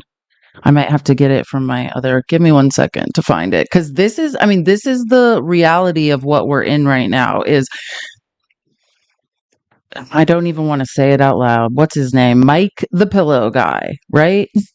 This is, in fact, about Mike the Pillow Guy. Mike the Pillow Guy is coming out now and talking about Mika and Joe and basically saying, where's my apology? And I talked to you guys about this yesterday, that this whole narrative that's being pushed so aggressively now on Fox News, which is, I found it. Okay. Well, as soon as it updates, it will pop up. As soon as the delay is over, it will pop up. But this narrative that's going on now of, we had to listen. It was just for the elections. It was just to get Kamala in office. It was just to get Biden in office. All the stuff they said about fascism, all the stuff they said about our democracy being in danger. Obviously, that was a lie. Joe Scarborough said it more than anyone. He said Trump was a fascist, but then he went and crawled to him on his knees and kissed the ring. So he must not have meant any of it. Right? That's what they're saying. Here, there we go. Finally. So Mike Liddell wants a summit with Joe and Mika. I know that sounds ridiculous, but listen to this. Oh, whoopsies. I forgot. I gotta. Ratings have tanked since Trump won. ABC and CNN. Their ratings have tanked since Trump won. And I just want to pause and say that's one of the reasons I'm showing you guys this is because there's this narrative like, oh, because Trump won, everyone has abandoned the cause. That's why I'm trying to be present more than ever now to deliver the truth, you know? But I think what Jeff Jarvis said, Professor Jeff Jarvis said, is absolutely accurate. People are tired. I walk like 10 miles a day because it helps my mental health so much. And I was walking like around the streets of Phoenix and I hear this like older gentleman screaming on his phone. It was like an older gay gentleman who's like, I can't even watch you know how much I love Rachel. I can't even watch her anymore because it's just people are tired. But the narrative on the right, which we have courtesy of Joe Scarborough and Mika, right, is, well, they never meant it in the first place. None of them are really passionate about any of this stuff. They just lied to get elected. And now that the election's over and they lost, everyone has defected. That's what's being said. In fact, it was so bad that I'm assuming the MSNBC suits in the C-suite sent Joe and Mika down to kiss Trump's ring at Mar-a-Lago. President Trump very graciously meeting with him after, for 6 months they called him Hitler and everything else in the book, fascist and everything else. But nobody pays attention to these people anymore. They're liars, they're cheaters. And so it's media companies like ours that are. Imagine that. Imagine calling us liars and cheaters. The verifiable liars and cheaters are now Freud would have a heyday living in 2024. Can you imagine? Taking over that people go to for the truth. How do you think this thing ends up, Mike Lindell? Yeah, and you're exactly right. And by the way, the two you mentioned there, Joe and Mika, they attacked me more than any other two journalists in history. It was relentless. The names they called it, and they attacked my pillow directly. They badmouthed my pillow directly. You talk about if I wanted to go defamation suits, I could have went. I think he said declamation. It's defamation, Mike. After them, I'm going, you know what? It's just a heck with them. And I'll tell you, I've said it before. One of the things, when you go back to January 7th and 8th of 2021, I've said how important those dates were. That's when 1.2 million Americans were deplatformed off YouTube, Vimeo. We had Parler wiped off the face of the earth. All these things happening. And they tried to kill our voice, John, and it was down to a little tiny dot. But since that time, look what's happened. All these new social media sites, all your great show, all the shows out there now. We don't have to go to your CNNs and your MSNBCs or even your Foxes. We get our information a lot more places now because our voice got huge. Our voice got, I can't count the number of just abject, the line that does not compute, Mike. None of that makes any sense. First, you're talking about being censored. We all sat through the Twitter hearings. Who was censoring people was Trump. It was Trump who was the Trump administration was contacting Twitter, asking to have tweets taken down, right? And then again, Twitter's a private company. Vimeo's a private company. Facebook's a private company. Their moderation teams make moderation policies based on them being private companies. It has nothing to do with the government. And again, this narrative is, oh, well, ratings are down at MSNBC, so we won. That's because we aren't liars. We aren't cheaters. We didn't try a coup. We didn't do the fake elector scheme, which even Supreme Court agrees is an unofficial act. Right? It's not that he didn't do it. It's now he's president and can't be tried for it currently. Right? But that's the message that is going out. Just understand what we're up against. But the good news for us is our job is just to be defense lawyers, all right? It's all we have to do is sit back, let the Republicans do what is in Project 2025, which literally step by step, they're lining all the people up, just like it says in Project 2025. We see with that bill, the Dismantle Diversity, Equity, Inclusion Act. That is the bill. That is the bill they wrote beforehand for Schedule F to start the blacklisting of McCarthyism. All we're going to have to do is point out what's happening.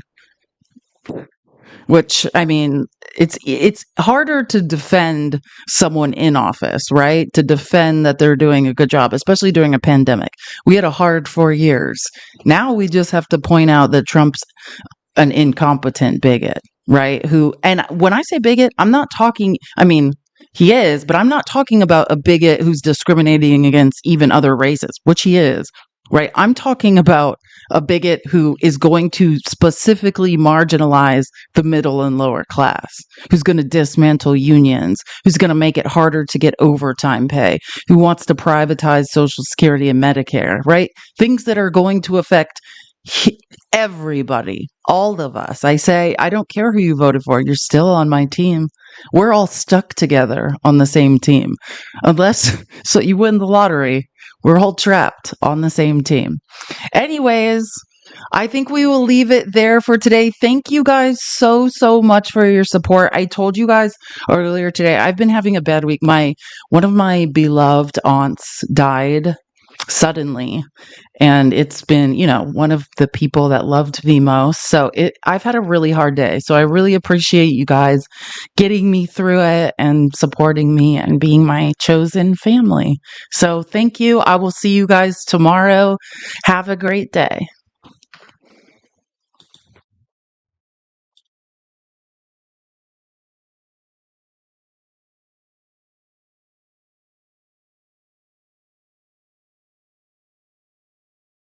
LeBron, dude, everyone's gonna do that, bro.